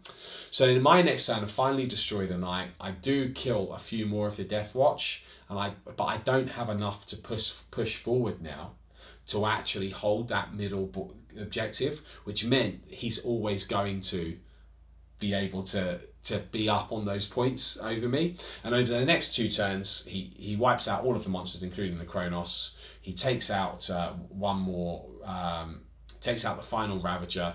I've got the Spider left alive, and I've got 2 planes left alive. At this point, I'm like, right, he's winning on the points. The only chance I've got to try and get a draw, according to my calculations, or a potential win, is through Line Breaker and to snipe his Warlord. So I sent my planes up down the other side, kill all of the guardsmen that he had got circled around him, and then I get the wounds on his Warlord. His Warlord's got 3 wounds left, and he's been making his refractor field saves, and then the 2 pulse laser hits go through. Both hit. He needs to save both for him to survive, and he saves both. So I don't get Warlord, but I get the Line Breaker, and then by that point we've run out of time. So to cut a long story short, regardless of that, it ended up points-wise, because I was taking into account that we were actually on turn 4. I thought we'd done 4 turns, we'd only done 3. So to cut a long story short, he had 13 points, and I think I had 9. He'll correct me if I'm wrong. It was something like that. Yeah, that's right. So I had 3 turns of 3, and the last turn I could only hold 2, but plus Line Breaker, so that made sense. Yeah. So really well played on Stephen's part, and I think with hindsight, and I said to him after, I think if we played that game 10 times, I think I'd probably only win it twice. It's such a hard counter. Yeah. To what my list was designed to do. Yeah. That I mean, maybe if I'd gotten the average and destroyed the night earlier, it could have been more interesting, because then it would have freed up my flyers to then take out more of those Death Watch. But if he was rolling as hot as he was on the Storm Shield saves, then maybe not. Yeah, because the flyers are only 4 shots anyway, generally. Yeah. Well, definitely on the Exarchs, but maybe on the Hemlock. So it became, it was tough to actually remove those Death Watch when it's rightfully destroyed a couple of the Ravagers, was actually quite tricky. And by the time that I'd lost, that sort of firepower, and the Talos were dead, and the Talos actually weren't able to inflict the damage when they finally did make it in combat, that at that point was game. Yeah. So it was an excellent game. We had a good laugh. Steve was an awesome opponent, very good player. I met him afterwards. Just a lovely fella. Yeah. So that was it. So he literally, and I said, I think you might have cost me this event. There were some other choice words as well, in a friendly way, obviously. Yeah, of course, it wasn't that friendly. But he had a really good laugh. The game was really good. Yeah. So that was it. So at this point, I was fairly confident I'd qualify, because I knew I'd had 4 wins, and I think that was the minimum standard of entry. But I had no idea if what the other results of the other games would be. I thought maybe I'd finish, hopefully in like 7th, 8th place, maybe, who knows. But that was it. And then we went to the awards ceremony, didn't we? So we can probably just talk about this. Should we just go straight into it? So the awards ceremony is called. Now, this is the other thing. Stephen hadn't won all of his games when he faced me. So Stephen had actually drawn a game. So he had won 3 and drawn 1. I was on 4 wins. So he drew against the fella I'd just played. Right. So by some weird quirk, we got paired up, where normally I'd traditionally be paired up against someone else that was already on 4 wins. So in that respect, the fates had decided that no, you must face your hardest matchup. Yeah. Which is fine. And so we went to the award ceremony, and at this point, they start announcing all of the winners for best in, favourite army, Knights of the Inner Circle. He gets 5 favourite game votes, of which there were 2 this event, which is awesome, because the atmosphere was really good as well, which is nice. And then they list off the 3 in 3rd, 2nd and 1st place of the events, and a massive congratulations to Dan Cook, who won it with his Elder list, which is really, really cool. But at this point, we don't know who's qualified yet, because they saved that to the last. And then up on the screen, now we've established that Chef's won 3 games. And lost 2. And he lost 2. Stig has won... I think he won 3 actually, but lost 2. No, he won 2 and lost 3. Yeah. He started really strong, and then he just lost his last 3, which is such a shame. Sanger fought his heart out. Yeah. Only won 1 game in the end, but had some really, really close results and some excellent games. But at this point, we think it's mainly yourself, myself and potentially Chef that had a chance of qualifying, but we know that Chef's only got those 3 wins, so he probably won't. As it turned out, Chef comes 29th. Yeah. Qualified, because the logisticals, including the favourite game votes, of which he got 4. Yeah. Which is amazing. Yeah, it's really cool. 4 people to say that they really enjoyed playing Chef, game. yeah. Which is awesome, right? So he qualified, 29th place. Yeah. Mr. Bow? I came 25th. 25th. So I qualified. You qualified. I couldn't believe it. It was too much. Yeah, and you had 3 favourite game votes as well. Yeah, I did. Which is awesome. Yeah, and 2 army votes, which was nice. Which is really nice. Yeah, I was really chuffed. I was very proud of congratulations. myself. Yeah, thanks, man. So I'm going to the final. Where did you come? Well, I came 1 point away from 3rd. I came 4th. So really, really tough, because as I said, all of my games were absolutely awesome, and I managed to get 4 favourite game votes and 4 favourite 3 favourite army votes. So if I'd got the 4th favourite army vote, then it would have put me into 3rd position, I think. Yeah. But at that point, I was actually much better than I thought I would be. I thought I'd be on like 7th or 8th spot. That's awesome. But I was really, really happy with it. Like, I had 5 amazing games. Yeah. To qualify was awesome. I'm sure it would have been nice to take that trophy again. But I feel quite justified in the loss, and I think you're going to think this is a really funny thing, but actually I think whilst my list was, and I don't know if it still is post-chapter approved, because the thing is, whilst this list hasn't changed, guys, because a lot of you would be like, oh, well, is this the list to take? Whilst my list physically hasn't changed in points, everything else around it has, including things like Death Watch, which are grossly cheap now. Yeah. And Stephen, in fact, if he was to take the same army again, would probably have 4 units of Death Watch against me with some spare change. My list at that point definitely does not win that matchup at any point. And I think with everything else around the Drakari and Elder becoming cheaper, that actually their place in the meta is not as powerful as it was. Now, I'm not including Ynnari in that. I think Ynnari is still probably amongst the top dogs. And Elder have got some really, really nasty shenanigans now with Forge World, where you can get some grossly cheap things, such as the Hornet with 2 pulse lasers, which is now 110 points for 4 strength 8 shots, and a Ravager for 3 strength 8 shots is 140. Forge World. Well, it's not though. It's Games Workshop. Is Hornet's not Forge World? Hornet is a Forge World model, but Games Workshop are doing the points. They put it in chapter approved. I see. So it's that is interesting. Yeah. Because now we've got a weird old disparity that we used to have. Now, I think the Ravager, I used to say the Ravager with Disintegrators is too cheap. Yeah. Now, given everything's cheaper, what they've done, they sort of bought things in line with the Drakari prices, which is fine. It's why nerf something if you can just bring everything else up. That's a great way of doing it, right? But now they've made the Hornet, which is better than a Ravager in almost every way. The only thing it doesn't get is an Invon, and it's got 2 less wounds. I'm aware of that, guys, but it's also cheaper. Yeah. And it can be a late-ock for a -1 to hit. Yeah.